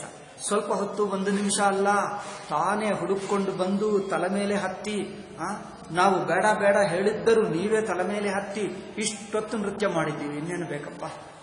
ನಮ್ಮ ಮೈಯೆಲ್ಲ ಭಗವಂತನ ಸ್ಪರ್ಶನೇ ಆಯಿತು ಅಲ್ಲ. ಒಂದು ಸಲ ಏನೋ 1 ಸೆಕೆಂಡ್ ಅಲ್ಲ, ಸುಮ್ಮನೆ ಮುಟ್ಟುವುದಲ್ಲ, ಮೈ ಎಲ್ಲ ಭಗವಂತನ ಚರಣ ಸ್ಪರ್ಶದಿಂದ ನಮ್ಮ ಇಂದ್ರಿಯ, ಮನಸ್ಸು, ಬುದ್ಧಿ ಎಲ್ಲವೂ ಶುದ್ಧಗೊಳಿಸಿ ಪಾಪರಹಿತನ್ನು ಮಾಡಿಬಿಟ್ಟ. ಯಾವುದು ಕೆಟ್ಟದ್ದು ಅನ್ಕೊಂಡಿದ್ದೀವೋ ಅದೇ ಅನುಗ್ರಹವಾಗಿಬಿಟ್ಟಿದೆ. ಹಾಗೆ ನೋಡು, ಭಕ್ತರ ದೃಷ್ಟಿ ನೋಡಿ. ದೃಷ್ಟಿಯಲ್ಲಿ ಭಕ್ತಿ ಇದೆ, ದೃಷ್ಟಿಯಲ್ಲಿ ಅನುಗ್ರಹವಿದೆ. ನೋಡುವ ಹೃದಯ ಬೇಕು. ಭಗವಂತನ ಅನುಗ್ರಹ ಮಾಡದೇ ಇಲ್ಲ. ಜನರು ಹೇಳ್ತಾರೆ ಭಗವಂತನ ಅಹೇತುಕ ದಯಾ ಸಿಂಧುವ. ಹೌದು, ಅಹೇತುಕ ದಯ. ಯಾವ ಕಾರಣ ಇಲ್ಲದೆ, ಯಾವ ನೆಪ ಇಲ್ಲದೆ ಸುಮ್ಮನೆ ಎಲ್ಲರಿಗೂ ತೋರಿಸ್ತಾನೆ, ಎಲ್ಲರ ಮೇಲೂ ತೋರಿಸ್ತಾನೆ. ಹಾಗಾದರೆ ನನಗೆ ಹಾಗೇಕಿದೆ, ನನಗೆ ಹೀಗೇಕೆ ಇದೆ, ನನಗೆ ಹೀಗೇಕೆ ಇದೆ? ನೋಡು, ನಿನ್ನ ಮಾತು ನಿನಗೆ ಉಲ್ಟಾ ಆಯಿತು. ನೀವು ಮೊದಲೇ ಒಪ್ಕೊಂಡಿದ್ದೀಯಾ ಎಲ್ಲರನ್ನು ಅನುಗ್ರಹ ಮಾಡ್ತಾನೆ? ಹೌದು. ಬಟ್ ಮಾಡಿದ ಅನುಗ್ರಹ ಎಲ್ಲಿ? ಅನುಗ್ರಹ ಮಾಡಿದ ಅನುಗ್ರಹ ಇವನು ಹೇಳ್ತಾನೆ, ಅವ್ರು ಹೇಳ್ತಾರೆ ಎಲ್ಲಿ ಅನುಗ್ರಹ? ನನಗೆ ಅದಿಲ್ಲ, ಹಣ ಇಲ್ಲ, ಸಂಪದ ಇಲ್ಲ, ಅದಿಲ್ಲ, ಉದ್ಯೋಗವಿಲ್ಲ, ನನಗೆ ಇನ್ನೇನೋ ಇಲ್ಲ. ನೀವು ಮೊದಲೇ ಹೇಳಿದ್ದಿ ಭಗವಂತ ಅಹೇತುಕ ದಯಾಸಿಂಧು, ಎಲ್ಲರ ಮೇಲೆ ಅನುಗ್ರಹ ಮಾಡ್ತಾನೆ ಇರುತ್ತಾನೆ. ಹಾಗಾದರೆ ನಿನ್ನ ಮೇಲೇನೂ ಮಾಡಿದ. ಎಲ್ಲಿ? ನೋಡುವ ದೃಷ್ಟಿ ನೋಡು. ಅನುಗ್ರಹವಿದೆ ಎಂದು ಆ ಅನುಗ್ರಹವನ್ನು ಹೃದಯದಿಂದ ಅನುಭವಿಸುತ್ತಾ, ಅಂದರೆ ನೆಗೆಟಿವ್ ಬುದ್ಧಿ ಬಿಡು. ಮಾಡಲಿಲ್ಲ ಎಂಬ ಬುದ್ಧಿ ಬಿಡು. ನನ್ನನ್ನು ಅನುಗ್ರಹ ಮಾಡಲಿಲ್ಲ ಎಂಬ ಬುದ್ಧಿ ಬಿಡು. ಅನುಗ್ರಹ ಮಾಡಿದ್ದಾನೆ ಹೇಗೆ ಎಂದು ನೋಡ್ಕೋ, ಆಗೋ ಅದೇ ಅನುಗ್ರಹ. ಆ ನೋಡುವ ಸರಿಯಾದ ಬುದ್ಧಿ ಇಟ್ಕೊಂಡು ನೋಡು. ಎಲ್ಲ ಇದೆ, ಎಷ್ಟೋ ಇದೆ. ಅಯ್ಯೋ, ನಮಗೆ ಏನೇನೋ ಊಹಿಸಿಕೊಳ್ಳಕ್ಕಾಗದೇ ಇರುವಂಥ ಭಗವಂತನ ಅನುಗ್ರಹವಿದೆ. ನೋಡುವ ದೃಷ್ಟಿ ಬೇಕು. ಯಾರನ್ನು ಭಗವಂತ ಅನುಗ್ರಹ ಮಾಡದೇ ಬಿಟ್ಟಿಲ್ಲ, ಯಾರನ್ನೂ ಬಿಟ್ಟಿಲ್ಲ. ಎಲ್ಲರಿಗೂ ಏನೋ ಯಾವುದೋ ಒಂದು ಬಗೆಯಾಗಿ, ಎಲ್ಲರಿಗೂ ಒಂದೇ ಬಗೆ ಇಲ್ಲ. ಜನರು ಏನ್ಕೊಳ್ತೀವಿ, ಅವರಿಗೆ ಹಣ ಕೊಟ್ಟರು ನನಗೆ ಹಣ ಬೇಕು, ಅವರಿಗೆ ಅದು ಇದೆ ನನಗೆ ಅದೇ ಬೇಕು, ಅವರಿಗೆ ಕುರ್ಚಿ ಇದೆ ನನಗೆ ಕುರ್ಚಿ ಬೇಕು, ಅವರಿಗೆ ಚಾಪೆ ಇದೆ ನನಗೆ ಚಾಪೆ ಬೇಕು. ಆಯ್ತು, ಎಲ್ಲರಿಗೂ ಚಾಪನೆ ಕೊಟ್ಟರೆ ಏನಾಗ್ತದೆ? ಎಲ್ಲರಿಗೂ ಚಾಪನೆ ಬೇಕಾ? ಬೇರೆ ಏನು ಬೇಡವಾ?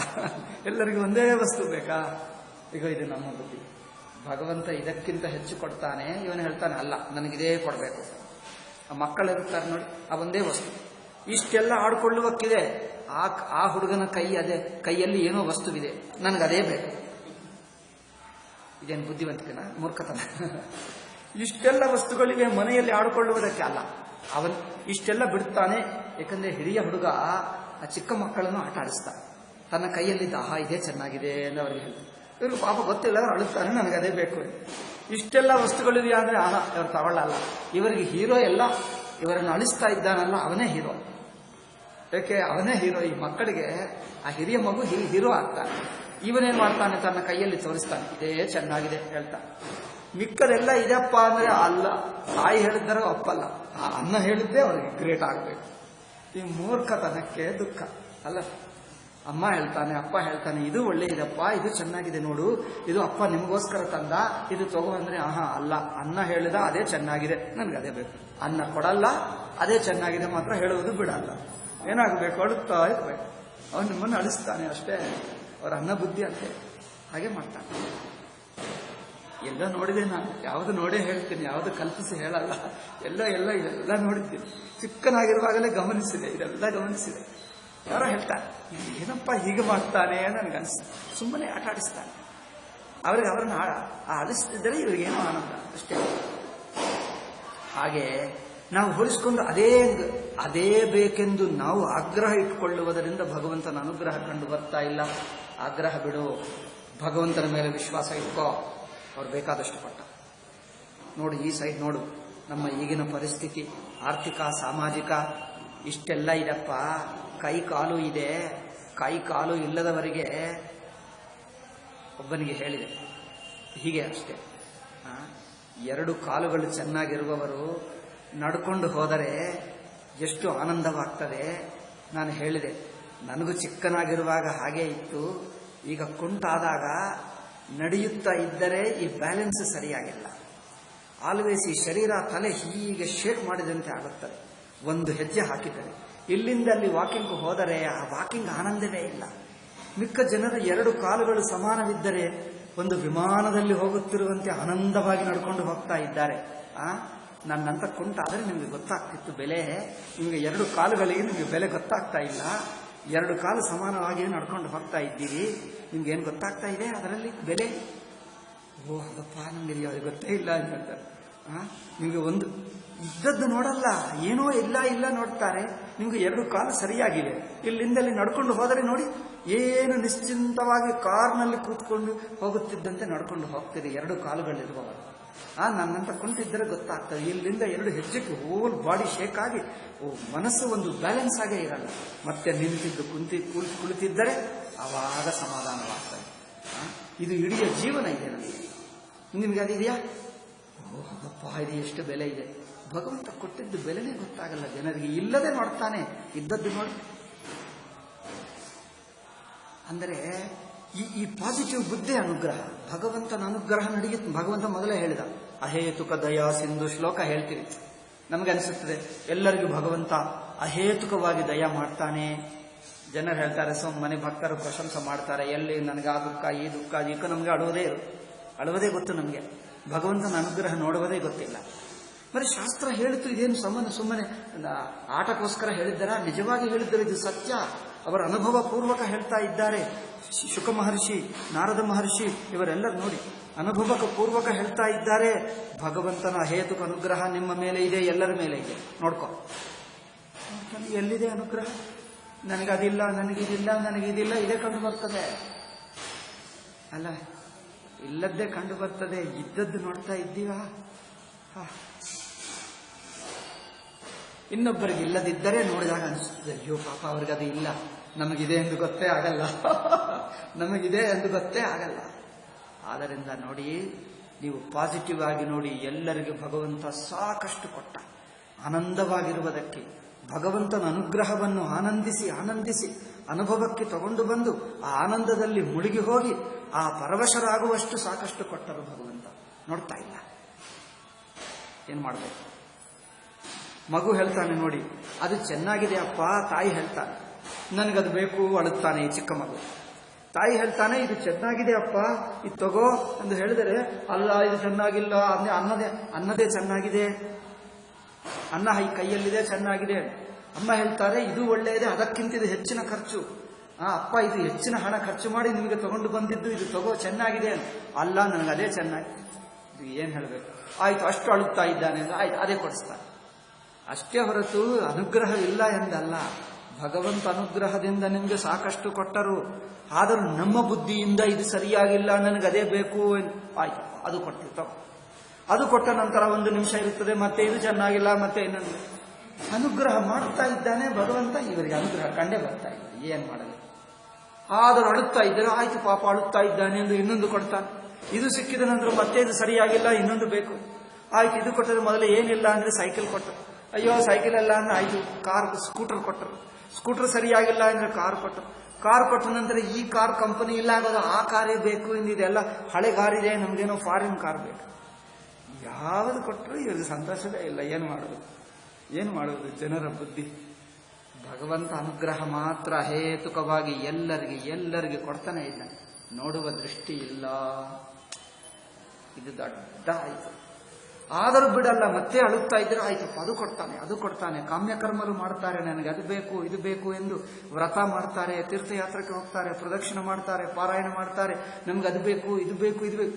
ಇಷ್ಟೆಲ್ಲ ಕೊಟ್ಟಿದ್ದೆಲ್ಲ ಪಕ್ಕಕ್ಕಿಟ್ಟು ಇನ್ನೊಂದು ಬೇಕು ಎಂದು ಕಾಮ್ಯಕರ್ಮಗಳು ಸಾಧನ ಮಾಡ್ತಾರೆ. ಆದರೂ ಭಗವಂತ ಕೊಡ್ತಾನೆ, ಅದು ಕೊಡ್ತಾನೆ. ಕೊಟ್ಟಿದ್ದರೂ ಮತ್ತೆ ಇಲ್ಲ ಎನಿಸಿದೆ. ಪ್ರಪಂಚದಲ್ಲಿ ಯಾರಾದರಿದ್ದಾರೆ?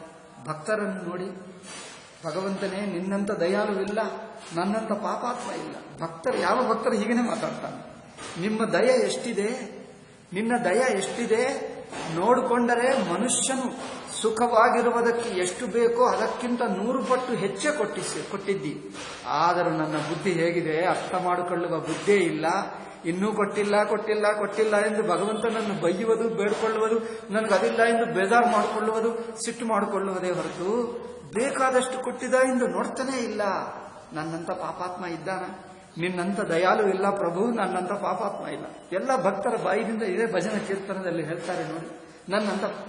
ನನಗೆ ಅನಿಸುತ್ತಿತ್ತು, ಏನಪ್ಪ ಇಷ್ಟು ಒಳ್ಳೆಯ ಭಕ್ತರಾಗಿ ನನ್ನಂತ ಪಾಪಾತ್ಮನೆಲ್ಲ ಹೇಳ್ತಾನೆ. ನನಗನ್ಸುತ್ತಿತ್ತು, ನಾನು ಮೊದಲು ಚಿಕ್ಕನಾಗಿರುವಾಗ ಈ ಭಜನೆ ಓದಿದಾಗ, ಏನಪ್ಪ ಇಷ್ಟು ಒಳ್ಳೆಯ ಭಕ್ತ, ಭಾರತ ದೇಶದಲ್ಲಿ ಎಲ್ಲರ ಅಯ್ಯೋ ಮಹನೀಯ ಭಕ್ತ ಎಂದು ಅವರನ್ನು ಫೋಟೋ ಇಟ್ಕೊಂಡು ನಮಸ್ಕಾರ ಮಾಡ್ತಾರೆ. ಈ ಭಕ್ತ ಹೇಳ್ತಾನೆ ನನ್ನಂತ ಪಾಪಾತ್ಮ ಇಲ್ಲ, ನಾನು ಹೀಗೇಕೆ ಹೇಳ್ತಾನಪ್ಪ ಅನ್ಕೊಂಡೆ. ಭಕ್ತರಾಗಿದ್ದೀವಲ್ಲ, ಏನೋ ಒಳ್ಳೆ ಕೆಲಸ ಮಾಡ್ತಾ ಇದ್ದೀವಿ, ಏಕೆ ಇವರಿಗೆ ಅಂದರೆ ಆ ಭಗವಂತನ ಅಹೇತುಕ ದಯ ಅನುಭವಕ್ಕೆ ಬಂದಾಗ ಅವರ ಹೃದಯ ಕರಗಿ ಹೋಗಿ, ಇಷ್ಟು ದಿನ ನಾನೆಂಥವನಾಗಿದ್ದೆ ನೋಡಿ, ನನ್ನ ಸ್ವಾರ್ಥ ಬುದ್ಧಿ, ಅಲ್ಪ ಬುದ್ಧಿ, ಅಜ್ಞಾನ ಬುದ್ಧಿಯಿಂದ ಭಗವಂತ ಏನು ಮಾಡಲಿಲ್ಲ ಅನ್ಕೊಂಡೆ. ಇನ್ನೂ ಭಗವಂತನಿಗೆ ಬೇಡ್ತಾ ಇದ್ದೀನಿ, ಭಗವಂತನೇ ನನಗೆ ಅನುಗ್ರಹ ಮಾಡು, ಭಗವಂತನೇ ಅನುಗ್ರಹ ಮಾಡು. మరి ಇಷ್ಟೆಲ್ಲ ಮಾಡಿದ್ದೇನು? ಅದು ಕಂಡು ಬರ್ತಾನೆ ಇಲ್ಲ. ಅದು ಯಾವಾಗ ಆಗುತ್ತದೋ, ತುಕಾರಾಮ್ ಅದೇ ಹೇಳ್ತಾನೆ. ತನ್ನದು ಅದೇನು ಆ ಭಜನ ಕೀರ್ತನೆಗಳು ಬರೆದಿದ್ದಿರುತ್ತದೆ. ಅಲ್ಲಿ ಆ ಊರಿನ ಬ್ರಾಹ್ಮಣ ಇರುತ್ತಾನೆ, ನೀವು ಮಾಡಿದ್ದು ತಪ್ಪು, ಅದೆಲ್ಲ ಬಿಸಾಕು. ಅದೇನು ಆ ನದಿ ಹೆಸರೇನು? ಇಂದ್ರಾವತಿಯ ಚಂದ್ರಾವತಿ, ಏదో ನದಿ ಇರ್ತದೆ, ಇಂದ್ರಾಣಿ ನದಿ ಅನಿಸುತ್ತದೆ. ಅವರು ಹುಟ್ಟಿದ್ದು ದೇಹು ಎಂದು ಊರು. ಆ ನದಿಯಲ್ಲಿ ಬಿಸಾಕ್ತಾರೆ. ಬಿಸಾಕಿ ಅಲ್ಲೇ ಕೂತಿರ್ತಾನೆ. 13 ದಿವಸ ನಿದ್ದೆ ಇಲ್ಲ, ಊಟ ಇಲ್ಲ. 13 ದಿವಸ ನೆನಪ, 13 ದಿವಸ ಊಟ ಇಲ್ಲ, ಅಲ್ಲೇ ದಡೆಯಲ್ಲಿ ಕೂತಿದ್ದ. ಆವಾಗ ಆ ನೀರಿನಲ್ಲಿ ಮುಳುಗಿದ್ದು ಮತ್ತೆ ಎದ್ದು ನೀರಿಗೆ ಬಂದು ಮತ್ತೆ ದಡಕ್ಕೆ ಬರುತ್ತೆ. ಎಲ್ಲರೂ ಆಶ್ಚರ್ಯ ಪಟ್ಕೊಳ್ತಾನೆ. ಆವಾಗ ವಿಠ್ಠಲ ದರ್ಶನ ಕೊಡ್ತಾನೆ. ಏನು ಹೇಳ್ತಾನೆ ಗೊತ್ತಾ? ಈಗ ಹೇಳಬಹುದಿತ್ತು, ನಾವಾದರೆ ಏನು ಹೇಳ್ತೀವಿ? ನಾನು ನೋಡಿದಾಗ ನನಗೆ ಅದೇ ಅನಿಸಿತು. ನೋಡು, ನಮ್ಮ ಈ ಜನರೆಲ್ಲ ನನಗೆ ತೊಂದರೆ ಕೊಟ್ಟರು, ಇಷ್ಟು ಅಪಮಾನ. ಇಷ್ಟು ದಿವಸಕ್ಕೆ 13 ದಿವಸ ತೊಂದರೆ ಕೊಟ್ಟು 13 ದಿವಸ ಉಪವಾಸವಾಗಿದ್ದೆ ಈ ನದಿ ದಡದಲ್ಲಿ.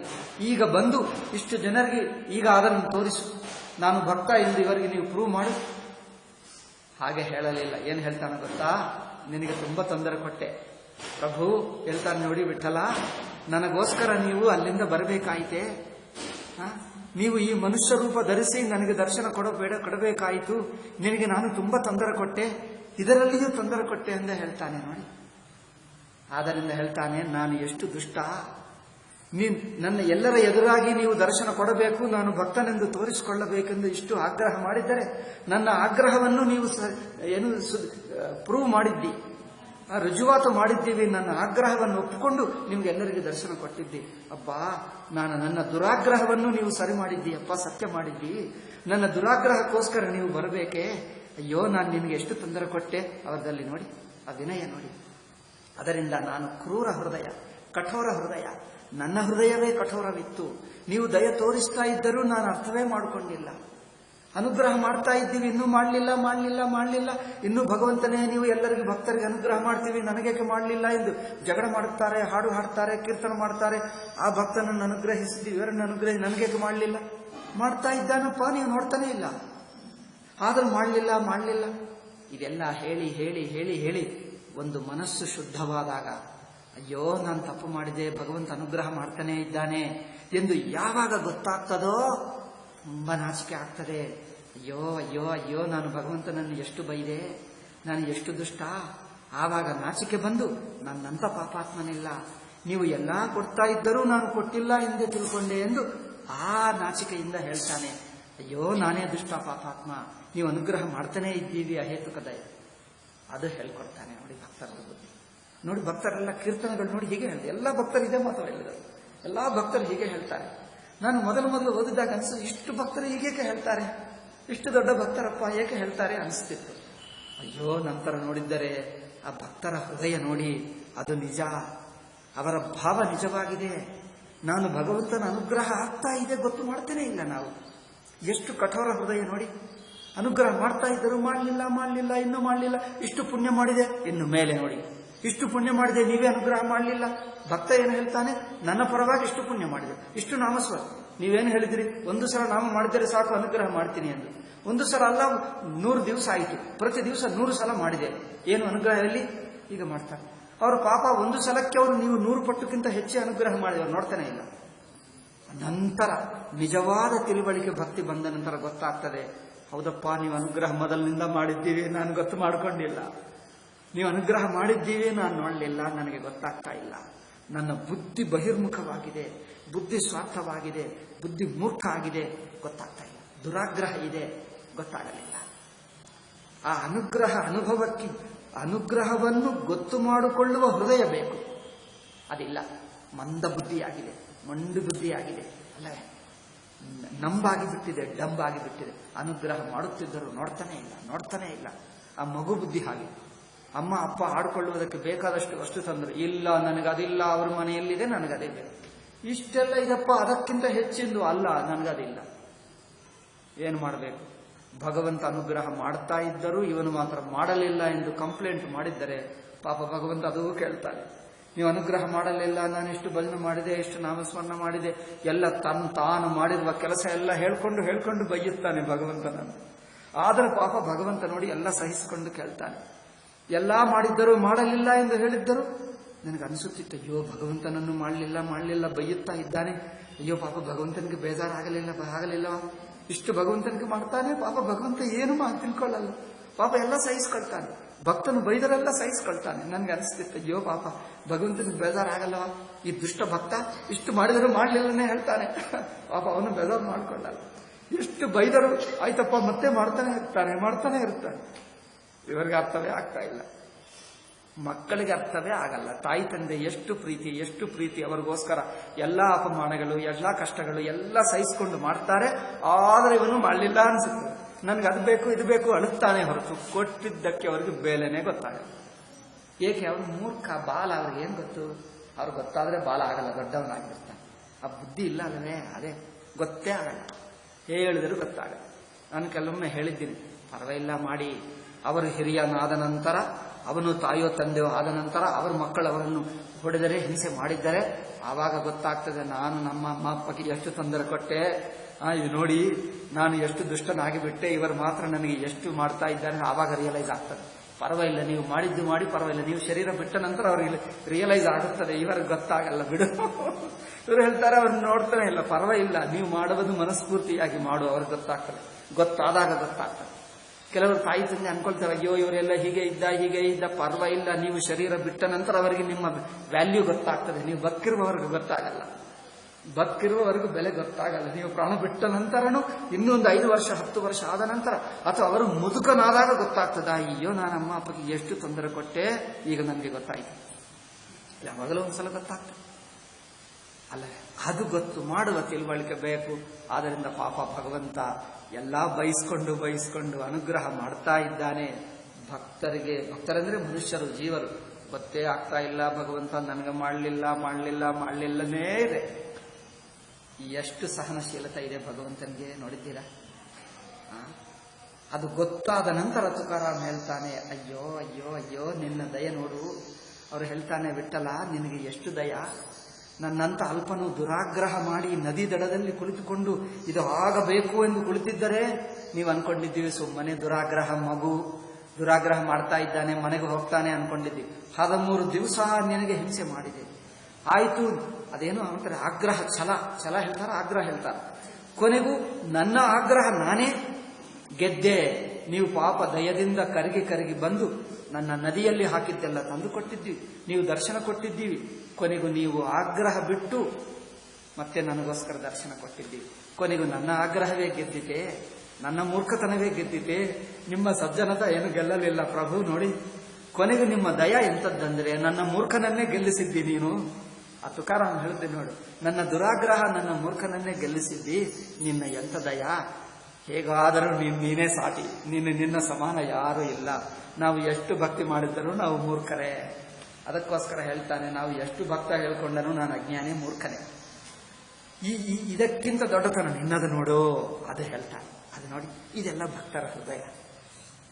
ಅದಕ್ಕೋಸ್ಕರ ಇವರು ನಾಗಪತ್ನಿಯರ ಅರ್ಥ ಮಾಡಿಕೊಂಡರು. ಅಬ್ಬಾ,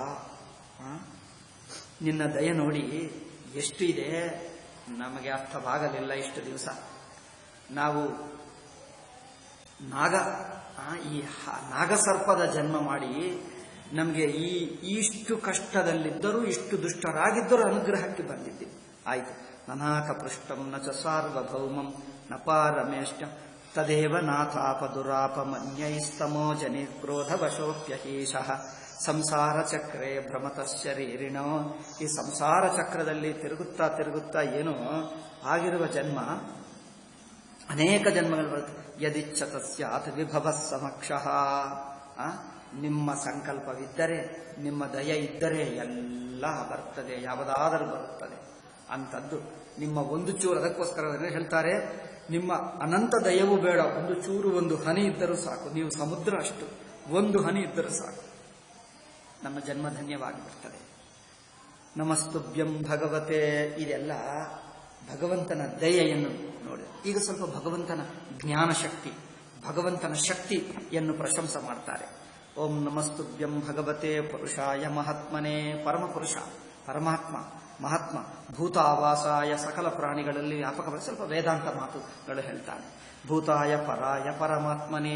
ಜ್ಞಾನ ವಿಜ್ಞಾನ ನಿಧಯೇ. ಜ್ಞಾನ ನೀನೇ, ವಿಜ್ಞಾನ ನೀನೇ. ಅಂದ್ರೇನು?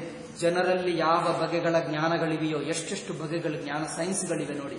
ಸೈನ್ಸ್ಗಳು, ಶಾಸ್ತ್ರಗಳು, ವಿದ್ಯೆಗಳು, ಭಾಷೆಗಳು, ಈ ವಿದ್ಯೆಗಳೆಲ್ಲ ನೀನೇ.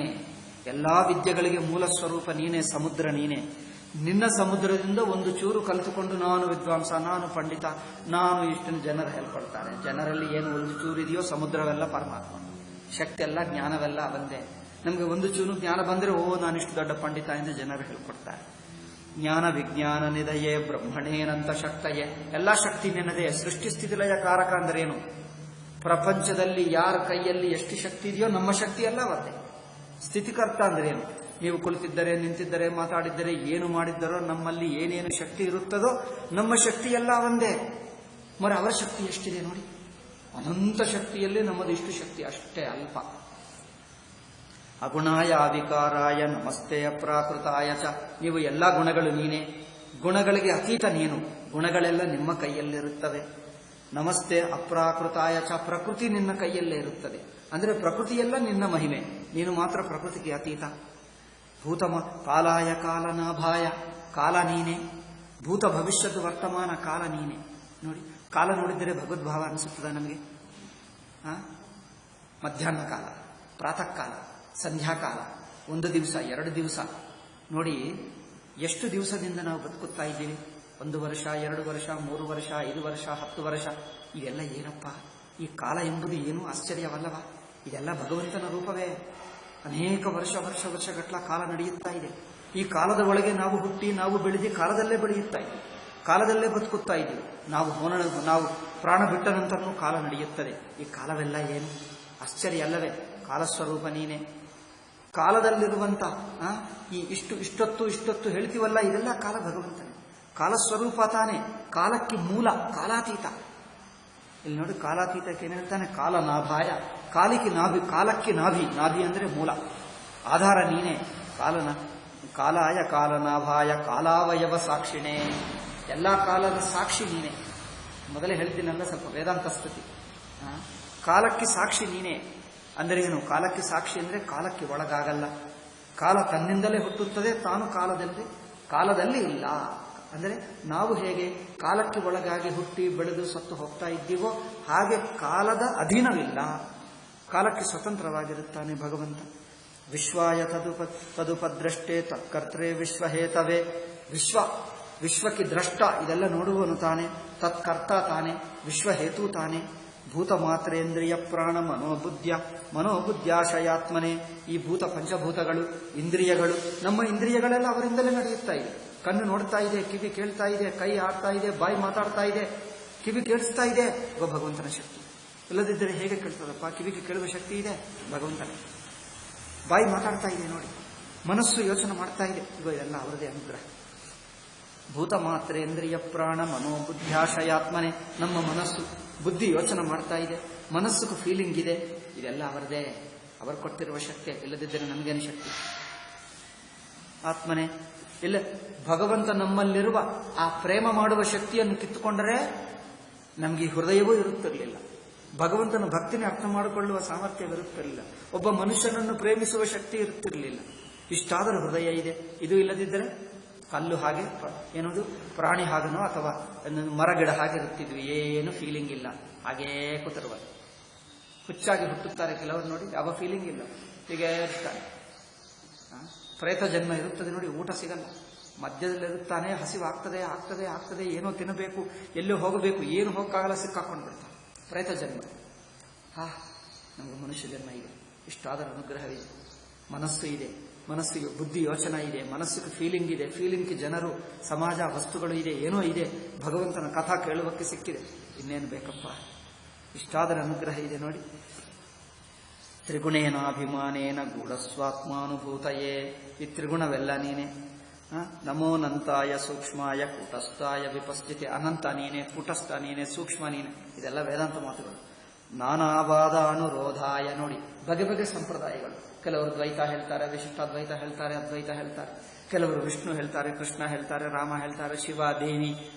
ಯಾರು ಯಾವುದು ನಂಬಿಕೊಂಡು ಸಾಧನ ಮಾಡ್ತಾರೋ ಅವರಿಗೆ ಆ ಬಗೆಯಾಗಿ ನೀನೇ ದರ್ಶನ ಕೊಡುವುದು. ಎಷ್ಟು ಚೆನ್ನಾಗಿದೆ. ಅದೇ ಭಗವಂತ. ನೀವು ಶಿವ ಅಂದ್ರೆ ಶಿವರೂಪವಾಗಿ ದರ್ಶನ ಕೊಡ್ತಾರೆ. ಲಲಿತಾ ದೇವಿ ಲಲಿತಾ ರೂಪ. ನಿಮಗೆ ಇನ್ನೇನೋ ದೇವಿ, ಓಕೆ, ಆ ದೇವಿ. ನೀವು ಯಾವ ರೂಪವನ್ನು ಮಾಡಿಕೊಂಡ್ರೆ ಆ ರೂಪವಾಗಿ ನಿಮಗೆ ಅನುಗ್ರಹ ಮಾಡ್ತಾನೆ, ಆ ರೂಪವಾಗಿ ನಿಮಗೆ ದರ್ಶನ ಕೊಡ್ತಾನೆ. ನೀವು ಯಾರು ಅಂದ್ರೆ ಎಲ್ಲ ನೀನೇ, ಅನಂತ ರೂಪ ನೀನೇ. ನಾನಾ ವಾದ ಅನುರೋಧಾಯ. ಬಗೆ ಬಗೆ ಸಿದ್ಧಾಂತಗಳು, ಬಗೆ ಬಗೆ ಸಂಪ್ರದಾಯಗಳು, ಬಗೆ ಬಗೆ ಸಾಧನಗಳು. ಯಾವ ಸಾಧನೆ ಮಾಡ್ಕೋ, ಆ ರೂಪವಾಗಿ ನಿನಗೆ ಅನುಗ್ರಹ ಮಾಡ್ತಾನೆ.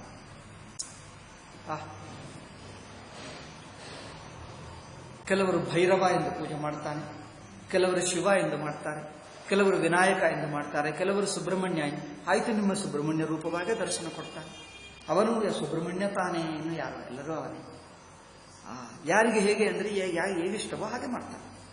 ನಾನಾವಾದಾನುರೋಧಾಯ ವಾಚಕ ಶಕ್ತಯೇ. ಭಾಷೆ ಎಲ್ಲ ನೀನೆ, ಭಾಷದಿಂದ ಹೇಳುವ ಪದಾರ್ಥವು ಪ್ರಪಂಚ ನೀನೆ, ಎಲ್ಲ ನೀನೆ. ನಮ ಪ್ರಮಾಣ ಮೂಲಾಯ ಕವಯೇ ಶಾಸ್ತ್ರಯೋನಯೇ. ಪ್ರಮಾಣ ನೀನೆ, ಕವಿ ಅಂದರೆ ಋಷಿ ನೀನೆ. ಯಾವ ಋಷಿಗಳ ಮೂಲಕ ಈ ಶಾಸ್ತ್ರಗಳು, ವೇದ, ಭಾಗವತ ಬಂದಿದೆಯೋ ಆ ಋಷಿಗಳೆಲ್ಲ ನೀನೆ. ಶುಕ ಮಹರ್ಷಿ ತಾನೆ, ವೇದವ್ಯಾಸ ತಾನೆ, ಮಿಕ್ಕ ಋಷಿಗಳು ತಾನೆ. ಆ ಋಷಿಗಳ ಮೂಲಕವೇ ನಮಗೆ ಈ ಜ್ಞಾನ ಬಂತು. ಶಾಸ್ತ್ರ ಯೋನಯೇ. ಶಾಸ್ತ್ರಕ್ಕೆ ಕಾರಣ, ಸೃಷ್ಟಿಕರ್ತ ನೀನೆ. ನಿನ್ನಿಂದಲೇ ಶಾಸ್ತ್ರ ಹುಟ್ಟುತ್ತದೆ. ಅಂದ್ರೆ ಭಗವಂತನ ಉಸುರೇ ಶಾಸ್ತ್ರ ಅಂತೆ. ನಾವು ಶಾಸ್ತ್ರ ಓದುತ್ತಾ ಇದ್ದೀವಿ ಅಂದ್ರೆ ಭಗವಂತನ ಉಸುರೇ, ಅವರ ಪ್ರಾಣ. ಭಗವಂತನ ಪ್ರಾಣವೇ ನಾವು ಶಾಸ್ತ್ರ ಓದ್ತಾ ಇದ್ದೀವಿ. ಪ್ರಾಣವೇ ತನ್ನ ಹೃದಯ, ಭಗವಂತನ ಹೃದಯವೇ ಶಾಸ್ತ್ರ. ಪ್ರವೃತ್ತಾಯ ನಿವೃತ್ತಾಯ ನಿಗಮಾಯ ನಮೋ ನಮಃ. ಶಾಸ್ತ್ರದಲ್ಲಿ ಇದು ಮಾಡು, ಇದು ಬೇಡ, ವಿಧಿ ನಿಷೇಧಗಳು ಹೇಳಿದೆ ನೋಡಿ. ಇದು ಕರ್ಮ ಮಾಡಬೇಕು, ಇದು ಮಾಡಬಾರದು, ಅದು ನೀನೇ. ಇದು ಮಾಡು ಅಂದ್ರೆ ನಮ್ಮಿಂದ ಮಾಡಿಸಿದ್ದೀವಿ, ಪುಣ್ಯ ಕೊಟ್ಟಿದ್ದೀವಿ. ಇದು ಬೇಡ ಅಂದ್ರೆ ಆಯ್ತು ಬಿಡ್ತೀವಿ, ಅದರಿಂದ ನಾವೇ ಪುಣ್ಯ ಕೊಟ್ಟಿದ್ದೀವಿ. ಅಂದ್ರೆ ಇದೆಲ್ಲ ನೀನೇ. ಶಾಸ್ತ್ರದ ಆಜ್ಞೆಗಳು ನೀನೇ. ಶಾಸ್ತ್ರ ಆಜ್ಞಾ, ಶಾಸ್ತ್ರದಲ್ಲಿ ಹೇಳಿರುವ ನಿಯಮಗಳು, ಇಗೋ ಸ್ನಾನ ಮಾಡಬೇಕು, ಹೀಗಿರಬೇಕು, ಮಡಿ ಉಟ್ಕೊಳ್ಳಬೇಕು, ಪೂಜೆ ಮಾಡಿಕೊಳ್ಳಬೇಕು, ಪರೋಪಕಾರ ಮಾಡಬೇಕು, ಏನಾದರೂ ಒಳ್ಳೆಯದು ಮಾಡಬೇಕು ಎಂದು ಅನ್ಯಾಯ ಮಾಡಬಾರದು ಹೇಳಿದರೆ ಇದೆಲ್ಲ ಶಾಸ್ತ್ರ ಆಜ್ಞೆ. ಇದು ಪಾಲಿಸಿದ್ದರೆ ಭಗವಂತನಿಗೆ ಹತ್ತಿರವಾಗ್ತೀವಿ, ಭಗವಂತನ ಪ್ರೀತಿ ಪಡ್ಕೊಳ್ತೀವಿ. ಇದೆಲ್ಲ ನೀನೇ. ಶಾಸ್ತ್ರ ಆಜ್ಞಾ, ಶಾಸ್ತ್ರದ್ದು ಅಥವಾ ನಿಮ್ಮ ಲೋಕಾಚಾರ ಯಾವುದು ಸದ್ಗುಣಗಳು ಸದಾಚಾರವಿದೆಯೋ ಇದು ಪಾಲಿಸಿದ್ದರೆ ಭಗವಂತನಿಗೆ ಪ್ರೀತಿ ಪಾತ್ರರಾಗ್ತೀವಿ. ಭಗವಂತನಿಗೆ ತುಂಬಾ ಇಷ್ಟ. ನಾವು ಅನ್ಕೊಳ್ತೀವಿ ಎಲ್ಲ ಮಾಡ್ತಾ ಇದ್ದೀವಿ, ನಮ್ಗೆ ಯಾರು ನೋಡ್ತಾನೆ ಇಲ್ಲ ಅನ್ಸುತ್ತೆ. ಯಾರು ನೋಡ್ಬೇಕಪ್ಪ, ಈ ಮನುಷ್ಯರಿಗೇನು ಅರ್ಥವಾಗಲ್ಲ. ನೀವು ಸಜ್ಜನರಾಗಿ ಸದಾಚಾರ ಮಾಡಿಕೊಂಡ್ರೆ ಯಾರಿಗೂ ಅರ್ಥವೇ ಆಗಲ್ಲ. ಅವ್ರು ತಿಳ್ಕೊಳ್ಳುವುದೇ ಅಲ್ಲ. ಅವ್ರು ತಿಳ್ಕೊಳ್ಳುವಷ್ಟು ತಿಳುವಳಿಕೆ ಇದ್ದರೆ ಅರ್ಥವಾಗ್ತದೆ, ಭಗವಂತನಿಗೆ ಅರ್ಥವಾಗ್ತದೆ, ಮಹನೀಯರಿಗೆ ಅರ್ಥವಾಗ್ತದೆ, ಮಹಾತ್ಮರಿಗೆ ಭಕ್ತರಿಗೆ ಅರ್ಥವಾಗ್ತದೆ. ಅಯ್ಯೋ ನೀವು ಇಷ್ಟು ಕಷ್ಟಪಡ್ತಾ ಇದ್ದೀರಿ ಅವ್ರಿಗೆ ಗೊತ್ತಾಗ್ತದೆ, ಸದಾಚಾರ ಮಾಡ್ತಾ ಇದ್ದೀರಿ ಅವ್ರಿಗೆ ಗೊತ್ತು. ಅವ್ರಿಗೇನು ಗೊತ್ತೇ ಆಗಲ್ಲ. ಅವ್ರು ಹೇಳ್ತಾನೆ ಏಕೆ ಮಾಡ್ತಾ ಇದ್ದೀವಿ ಅಂತಾರೆ. ಇದೆಲ್ಲ ಏಕೆ, ಇದು ಅನಾವಶ್ಯಕ, ಬೇಡ ಎಂದು ಹೇಳ್ತಾರೆ. ನೀನನ್ನು ಯಾರು ಹೇಳಿದ್ದನ್ನು ಮಾಡೋದಕ್ಕೆ ಈಗ ಮಾತಾಡ್ತಾರೆ. ಇವರು ಮಾಡಿದ್ದು ಒಳ್ಳೆತನ ಅವ್ರಿಗೆ ಅರ್ಥವಾಗಲ್ಲ, ಏಕೆ ಮಾಡಿದ್ದೇವೆ ಏನೀಗ ಹಾಗೆ ಇರ್ತದೆ ಇರುವುದು. ಅದರಿಂದ ಇವರು ಅರ್ಥ ಮಾಡಿಕೊಳ್ಳಬೇಕು ಎಂದು ನಿರೀಕ್ಷೆ ಮಾಡಬೇಡಿ. ಯಾರು ಮಾಡ್ಕೊಳ್ತಾರೋ ಅವರೇ ಮಾಡ್ಕೊಳ್ತಾರೆ. ಭಗವಂತನಿಗಿದೆ, ಭಗವಂತನಿಗೆ ಸಹೃದಯತ ಇದೆ, ಅವರು ಅರ್ಥ ಮಾಡಿ. ನಿವೃತ್ತಾಯ ಪ್ರವೃತ್ತಾಯ ನಿಗಮಾಯ ನಮೋ ನಮಃ, ನಮಃ ಕೃಷ್ಣಾಯ ರಾಮಾಯ ವಸುದೇವ ಸುತಾಯ ಚ. ಭಗವಂತನ ಲೀಲಾರೂಪ. ಈ ಲೀಲಾರೂಪದಲ್ಲಿಯೂ ಭಕ್ತರ ಮೇಲೆ ಪ್ರೇಮ ಇದೆ. ಕೃಷ್ಣನಾಗಿ ಹುಟ್ಟುತ್ತಾನಂತೆ, ದೇವಕಿ ಮೇಲೆ ಪ್ರೇಮ, ವಸುದೇವನ ಅವರ ಮೇಲೆ ಪ್ರೇಮದಿಂದಲೇ ಅವರಿಗೆ ಮಗುವಾಗಿದ್ದ. ಮಗುವಾಗಿ ಆಟ ಆಡುವುದಕ್ಕೆ ಬಂದ. ಏಕೆ? ತನಗೆ ಆಟ ಆಡುವುದು ಬೇಕಾ? ನಾವು ಹುಟ್ಟಿದ್ದೀವಿ ಏಕೆ ಅಂದರೆ ಪೂರ್ವಜನ್ಮ ಕರ್ಮ ಇದೆ, ಆ ಕರ್ಮ ಅನುಭವಿಸುವುದಕ್ಕೆ ಹುಟ್ಟಿದ್ದೇವೆ. ಅವ್ರಿಗೇಕೆ? ಇನ್ನೊಬ್ಬರಿಗೆ ಪ್ರೀತಿ ಮಾಡುವುದಕ್ಕೆ ತಾನು ಹುಟ್ಟಿದ. ಭಗವಂತನಿಗೆ ಬೇರೆ ಕಾರಣ ಇಲ್ಲ. ಏಕೆ? ನಿಮಗೆ ಆನಂದಗೊಳಿಸಬೇಕು, ನಿಮಗೆ ಚಿಕ್ಕ ಮಗುವಾಗಿ ಕಂಡು ಬರಬೇಕು, ಆಟ ಆಡಬೇಕು, ಲೀಲೆ ಮಾಡಬೇಕು, ಅಲ್ಲವೇ ಮಾತಾಡ್ತಾನೆ, ನಡೆಯುತ್ತಾನೆ, ಏನೋ ಆಟ ಆಡ್ತಾನೆ, ಅದು ನೋಡಿದರೆ ನಮಗೆ ಆನಂದವಾಗ್ತದೆ. ನಮ್ಮ ಕಣ್ಣಿಗೆ, ನಮ್ಮ ಹೃದಯಕ್ಕೆ ಆನಂದಗೊಳಿಸುವುದಕ್ಕೆ ನೀವು ಕೃಷ್ಣಾಯ ವಾಸುದೇವಾಯ ದೇವಕೀ ನಂದನಾಯ ಚ ಅಲ್ಲ, ನಮಃ ಕೃಷ್ಣಾಯ ರಾಮಾಯ ವಸುದೇವ ಸುತಾಯ ಚ ಪ್ರದ್ಯುಮ್ನಾಯ ನಿರುದ್ಧಾಯ ಸರ್ವತಾಂ ಪತಯೇ ನಮಃ. ಯದುವಂಶದಲ್ಲಿ ನೀನು ಹುಟ್ಟಿದ. ಇದೆಲ್ಲ ಏಕೆ? ಯದುವಂಶದಲ್ಲಿ ಏಕೆ? ಅವರ ಮೇಲೆ ಪ್ರೇಮ. ಎಲ್ಲಿ ನೋಡಿದ್ದರೂ ಯಾವುದೋ ಒಂದು ಭಗವಂತನ ಪ್ರೇಮನೇ ಕಂಡುಬರುತ್ತದೆ. ನಮೋ ಗುಣ ಪ್ರದೀಪಾಯ ಗುಣಾತ್ಮಚ್ಛಾದನಾಯ ಚ. ಈ ಸತ್ವರಜಸ್ತಮ ಗುಣ ಪ್ರಕೃತಿ ಗುಣಗಳೆಲ್ಲ ನೀನೇ ಪ್ರಕಟಗೊಳಿಸ್ತಾ ಇದ್ದೀವಿ. ಈ ಗುಣಗಳಿಂದ ನೀನೇ ಮುಚ್ಚಿ ಹೋಗ್ತಾ ಇದ್ದೀವಿ. ಈ ಗುಣಗಳು ಮುಚ್ಚಿಬಿಡ್ತವೆ, ಭಗವಂತನ ಗೊತ್ತೇ ಆಗಲ್ಲ. ಏಕೆ? ಈ ಪ್ರಪಂಚವೆಲ್ಲ ಮುಚ್ಚಿಬಿಡ್ತಾ ಇದೆ. ಈ ಗುಣದ ಮುಚ್ಚಿದ್ದು ನೀನೇ, ಗುಣಗಳನ್ನು ಪ್ರಕಟಗೊಳಿಸುವುದು ನೀನೇ. ಗುಣವೃತ್ಯುಪಲಕ್ಷಾಯ. ಈ ಗುಣಗಳ ಮೂಲಕನೇ ಈ ಗುಣಗಳ ಹಿಂದೆ ಇದ್ದಾನೆ ಎನ್ನುವುದು ಗೊತ್ತಾಗ್ತದೆ. ಗುಣದ್ರಷ್ಟೇ ಸ್ವಸಂವಿದೆ. ಎಲ್ಲ ವೇದಾಂತ ಮಾತುಗಳು. ನಾವು ಒಂದೊಂದು ಮಾತೇ ಹೇಳಬೇಕಂದ್ರೆ ಒಂದು ದಿವಸ ಆಗ್ತದೆ, ಸಾಕು. ಸ್ವಲ್ಪ ಹೇಳ್ತೀವಿ, ಯಾಕಂದ್ರೆ ಅದೆಲ್ಲ ವೇದಾಂತಿಗಳ ದೃಷ್ಟಿ ಸೂಕ್ಷ್ಮ ತತ್ವ ಇರುತ್ತದೆ. ಅವ್ಯಾಕೃತ ವಿಹಾರಾಯ ಸರ್ವವ್ಯಾಕೃತ ಸಿದ್ಧಯೇ ಋಷಿಕೇಶ ನಮಸ್ತೆಸ್ತು ಮುನಯೇ ಮೌನಶಾಲಿನೇ. ಓ ಋಷಿಕೇಶ, ಅವ್ಯಾಕೃತ ವಿಹಾರ, ವ್ಯಾಕೃತ ಅವ್ಯಾಕೃತ ಎಲ್ಲ ನೀನೇ, ನಿಮಗೆ ನಮಸ್ಕಾರ. ಪರಾವರ ಗತಿ ಜ್ಞಾಯ ಸರ್ವಾಧ್ಯಕ್ಷಾಯತೆ ನಮಃ. ಪರಗತಿ, ಉತ್ತರಗತಿ, ಹಿಂದಿನ ಗತಿ ಎಲ್ಲ ನಿನಗೆ ಗೊತ್ತು. ಅವಿಶ್ವಾಯ ಚ ವಿಶ್ವಾಯ ತದೃಷ್ಟೇಸ್ಯ ಚ ಹೇತವೇ. ಓಕೆ. ತ್ವಂಹ್ಯಸ್ಯ ಜನ್ಮ ಸ್ಥಿತಿ ಸಂಯಮಾನ್ ಪ್ರಭೋ. ಜಗತ್ತಿಗೆ ಸೃಷ್ಟಿ ಸ್ಥಿತಿಲಯಗಳು ನೀನೇ ಮಾಡ್ತೀವಿ. ಗುಣೈರನೀಹೋ ಕೃತಕಾಲ ಶಕ್ತಿ ದೃಕ್ ತತ್ತತ್ ಸ್ವಭಾವಾನ್ ಪ್ರತಿಬೋಧಯನ್ ಸತಸ್ಸಮೀಕ್ಷಯಾ ಮೋಘ ವಿಹಾರಯೀಹಸೆ. ತಸ್ಯೈವತೆ ಮೂಸ್ತನವಸ್ತ್ರಿಲೋಕ್ಯ. ಮೂರು ಲೋಕಗಳಲ್ಲಿ ನಿನ್ನದೇ ಲೀಲಾರೂಪ. ನಾವು ತಾಮಸಾಸ, ರಾಜಸ, ಸಾತ್ವಿಕ ಬಗೆ ಬಗೆ ಶರೀರಗಳನ್ನು ಧರಿಸ್ತಾ ಇದ್ದೀವಿ. ಇದೆಲ್ಲ ನಿನ್ನದೇ ಲೀಲೆ. ಓಕೆ. ಶಾಂತ ಪ್ರಿಯಾಸ್ತೆ. ಇದರಲ್ಲಿ ಶಾಂತ ರೂಪವು ನಿನಗೆ ಇಷ್ಟ, ಸಾತ್ವಿಕ ರೂಪ ನಿನಗೆ ಇಷ್ಟ. ಅಧುನಾ ಅವಿತಂಸತಾಂ ಸಾತುಶ್ಚತೆ ಧರ್ಮ ಪರೀಪ್ಸಹೇತವಃ. ಜನರನ್ನು ಅನುಗ್ರಹ ಮಾಡುವುದಕ್ಕೆ ಯಾವುದೋ ರೂಪ ಮಾಡ್ತೀವಿ, ಮತ್ತೆ ಬಂದು ನೀನೇ ಅನುಗ್ರಹ ಮಾಡಿ. ನಮಗೆ ಈ ತಾಮಸ ರೂಪ, ಈ ಹಾವು ರೂಪ ಕೊಟ್ಟಿದ್ದೀವಿ, ಮತ್ತೆ ಹಾವನ್ನು ಅನುಗ್ರಹಕ್ಕೆ ನೀವೇ ಬಂದಿದ್ದೀವಿ. ಯಾವ ರೂಪವಿರಲಿ ನೀನೇ ಮಾಡೋದು. ಅಪರಾಧ ಸಕೃತ್ಕರ್ತ ಸೌಢವ್ಯಸ್ಸ ಪ್ರಜಾಕೃತಃ. ನಮ್ಮನ್ನು ಒಬ್ಬರಿಗೆ ಪ್ರಾಣಿ ಜನ್ಮ, ಒಬ್ಬರಿಗೆ ಮನುಷ್ಯ ಜನ್ಮ, ಒಬ್ಬರಿಗೆ ದೇವತಾ ಜನ್ಮ, ಇದೆಲ್ಲ ಕೊಟ್ಟಿದ್ದು ನೀನೇ. ಅದರಿಂದ ನಾವೀ ಪ್ರಾಣಿ ಜನ್ಮ, ಈ ಹಾವು ಜನ್ಮ ಹುಟ್ಟಿತು. ಹಾವು ಜನ್ಮದಲ್ಲಿ ನೀವೇ ಸೃಷ್ಟಿ ಮಾಡಿದ್ದೀವಿ. ಒಬ್ಬನು ಹಾವಿರಬೇಕು, ಹಾವು ಹೀಗಿರುತ್ತದೆ, ನಾಯಿ ಬೊಗಳುತ್ತದೆ. ನಾಯಿಗೆ ಬೊಗಳು ಯಾರು ಕೊಟ್ಟರು? ನೀನೇ ಕೊಟ್ಟಿದ್ದಲ್ಲವೇ? ನೀನು ಕೊಟ್ಟಿದ್ದರೆ ನಾಯಿ ತಾನು ಸೃಷ್ಟಿ ಮಾಡಿಕೊಂಡಿದ್ದ ಏನು ಬೊಗಳುವುದು? ಹಾವು ಬುಸ್ಸು ಬುಸ್ಸು ಹೇಳಿದರೆ ಯಾರು ಕೊಟ್ಟರು? ಅದು ನೀವು ಕೊಟ್ಟಿದ್ದೆ. ನನ್ನನ್ನು ಹಾವಾಗಿ ಹುಟ್ಟಿಸಿದ್ದಿ, ನನ್ನನ್ನು ಬುಸ್ಸು ಬುಸ್ಸು ಹೇಳುವುದು, ಇಷ್ಟು ಕೋಪ ಮಾಡುವುದು, ಅದು ನೀವು ಮಾಡಿದ್ದೇ ಸೃಷ್ಟಿ. ನೀವು ಮಾಡದಿದ್ದರೆ ಸೃಷ್ಟಿಯಲ್ಲಿ ಹೊರಗಿನಿಂದ ನಾನು ತಂದಿದ್ದೇನೆ. ನಿಮ್ಮ ಸೃಷ್ಟಿಯಲ್ಲಿದ್ದೇ ನಾನು ಮಾಡ್ತಾ ಇದ್ದೀನಿ. ನಾನೇನು ಮಾಡ್ತೀನಿ? ನನಗೆ ಹೊರಗೆ ಬರುತ್ತದೆ. ಆದ್ದರಿಂದ ನೀವು ಮಾಡಿರುವ ಸೃಷ್ಟಿಯಲ್ಲಿ ಆ ಹಾವಾಗಿ ಹುಟ್ಟಿ ನೀವು ಹೇಳಿದ ಕೆಲಸ ನಾವು ಮಾಡಿದ್ದೀವಿ. ತಪ್ಪೋ ಒಪ್ಪೋ ನಮ್ಗೆ ಗೊತ್ತಿಲ್ಲದ ಮಾಡಿದ್ದೀವಿ. ಈಗಾದರೂ ಸುಮ್ಮನೆ ನಮಗೋಸ್ಕರ ಸ್ವಲ್ಪ ಸಹಿಸಿಕೊಳ್ಳಿ. ನೋಡ್ತಾ ನೋಡಿ, ಅಪರಾಧ ಸಕೃತ್ ಭರ್ತ. ನೀವು ಸ್ವಾಮಿ, ನಾವು ಸೇವಕರು. ಸೇವಕರು ಗೊತ್ತಿಲ್ಲದೆ ತಪ್ಪು ಮಾಡಿದ್ದಕ್ಕೆ ನೀವು ಸ್ವಾಮಿ ಆಗುವುದರಿಂದ ಒಂದು ಸಲ ನಮಗೋಸ್ಕರ ಸಹಿಸ್ಕೋ ಅವ್ರು ಬೇಡ್ಕೊಳ್ತಾರೆ ನೋಡಿ. ಅಪರಾಧ ಸಕೃತ್ ಭರ್ತ್ರ ಸೌರಭ್ಯ ಸ್ವಪ್ರಜಾಕೃತ. ತನ್ನ ಮಕ್ಕಳು, ತನ್ನ ಸಮಾಜ, ತನ್ನ ಪ್ರಜೆಗಳು ಮಾಡಿರುವ ತಪ್ಪು ಭಗವಂತ ಸ್ವಲ್ಪ ಸಹಿಸಿಕೊಳ್ಳಬೇಕು. ಅದರಿಂದ ನಮ್ಮನ್ನು ನೋಡಿ ಸಹಿಸ್ಕೋ. ಕ್ಷಂತು ಮರಹಸ್ಯ ಶಾಂತಾತ್ಮನ್, ನಮ್ಮನ್ನು ಕ್ಷಮಿಸು. ಮೂಢಸ್ಯ ತ್ವಮಜಾನತಃ. ನಾವು ಅಜ್ಞಾನಿಗಳು, ಮೂಢರು. ನಮಗೆ ಯಾವ ಜನ್ಮ ಕೊಟ್ಟಿದ್ದೀವೋ ಅದೇ ಮಾಡ್ತೀವಿ. ಇದು ಸುಮ್ಮನೆ ನಾಟಕ ಆಡಪ್ಪ ಅಂದ್ರೆ ಗೊತ್ತಿಲ್ಲ. ನೀವು ಹಾವು ಪಾತ್ರ ಧರಿಸು ಅಂದ್ರೆ ನಿಜವಾಗಿ ಹೋಗಿ ಕಚ್ಚೆ ಬಿಟ್ಟ. ಕಚ್ಚು ಬಿಡಬೇಡಪ್ಪ ಸುಮ್ಮನೆ ಹಾವು ನಾಟಕ ಅಂದ್ರೆ ಗೊತ್ತಿಲ್ಲ, ನಾವು ಕಚ್ಚೆ ಬಿಟ್ಟಿದ್ದೀವಿ. ನಮಗೆ ಗೊತ್ತಿಲ್ಲ, ಇದೇ ಮೂರ್ಖತನ ಮಾಡಿದ್ದೀವಿ. ಸ್ವಲ್ಪ ಸಹಿಸ್ಕೊ, ನಮ್ಮನ್ನು ಕ್ಷಮಿಸು, ನಮ್ಮನ್ನು ಅನುಗೃಹ್ಣೇಶ್ವ ಭಗವನ್. ಈಗ ಸ್ವಲ್ಪ ಅನುಗ್ರಹ ಮಾಡು, ಇಲ್ಲದಿದ್ದರೆ ಪ್ರಾಣ ಹೋಗುವ ಸ್ಥಿತಿ ಬಂದಿದೆ. ನಮ್ಮ ಪತಿ ಏಕೆ ಶಕ್ತಿ ಎಲ್ಲ ಹೋಯಿತು ಅವರಿಗೆ, ಯಾರು ಆ ಕಾಲಿಯನಾಗ ಈಗ ಮೂರ್ಛೆ ಹೋಗುವ ಸ್ಥಿತಿ ಬಂದಿದೆ, ಪ್ರಾಣ ಹೋಗ್ತದೆ. ಸ್ವಲ್ಪ ಬದುಕಿಸಿ ಅವರನ್ನು ಪ್ರಾಣ ಬಿಡದಂತೆ ನೋಡಿ. ಸ್ತ್ರೀನಾಂನ ಸಾಧು ಶೋಚ್ಯಾನಾಂ. ನೀವು ಸ್ತ್ರೀಗಳ ಮೇಲೆ ನಿಮಗೆ ವಿಶೇಷ ದಯೆ. ಭಗವಂತನಿಗೆ ಸ್ತ್ರೀ ಅಂದರೆ ಸ್ವಲ್ಪ ವಿಶೇಷ ದಯೆ ಇರುತ್ತದೆ. ಆದ್ದರಿಂದ ನಮ್ಮ ಮೇಲೆ ದಯದಿಂದ ನಾವು ಬೇಡಿಕೊಂಡು ನಾವು ಕೇಳಿಕೊಂಡಿರುವ ವಸ್ತು ನಮಗೆ ಕೊಡಿ. ನಮ್ಮ ಪತಿಯನ್ನು ಬದುಕಿಸಿಯೋ ಪ್ರಾಣ ಹೋಗದಂತೆ ನೋಡಿ. ಪ್ರಾಣ ಪ್ರದೀಯತಾಂ ವಿದೇಹಿತು ಕಿಂಕರಿಣಾಮನುಷ್ಠೇಯಂ. ಇನ್ನೊಂದು, ನಿಮ್ಮ ಆಜ್ಞೆ ಕೊಡಿ. ನಾವು ನಿಮ್ಮ ಸೇವಿಕೆಯರು, ನಿಮ್ಮ ಆಜ್ಞೆ ಕೊಡಿ. ನಿಮ್ಮ ಆಜ್ಞೆ ಮಾಡಿ ನಾವು ಜನ್ಮ ಧನ್ಯ ಮಾಡಿಕೊಳ್ತೀವಿ. ಯಶ್ರದ್ಧಯಾನುತಿಷ್ಠನ್ ವೈ ಮುಚ್ಚತೆ ಸರ್ವತೋ ಭಯ. ನಿಮ್ಮ ಆಜ್ಞೆಯನ್ನು ನಾವು ಪ್ರೀತಿಯಿಂದ ಆಚರಿಸಿ ನಮ್ಮ ಜನ್ಮ ಧನ್ಯ ಮಾಡಿಕೊಳ್ತೀವಿ ಎಂದು ಹೇಳಿದ್ದಾರೆ. ಟೈಮ್ ಆಯಿತು. ಅವರು ಏನು ಆಜ್ಞೆ ಪಡ್ತಾರೆ, ಇವರು ಏನು ಕ್ಷಮ ಮಾಡ್ತಾರೆ ನೋಡೋಣ ನಾಳೆ. ಓಂ ಶಾಂತಿ ಶಾಂತಿ ಶಾಂತಿ. ಹರಿ ಓಂ ಶ್ರೀ ಗುರುಭ್ಯೋ ನಮಃ. ಹರಿ ಓಂ.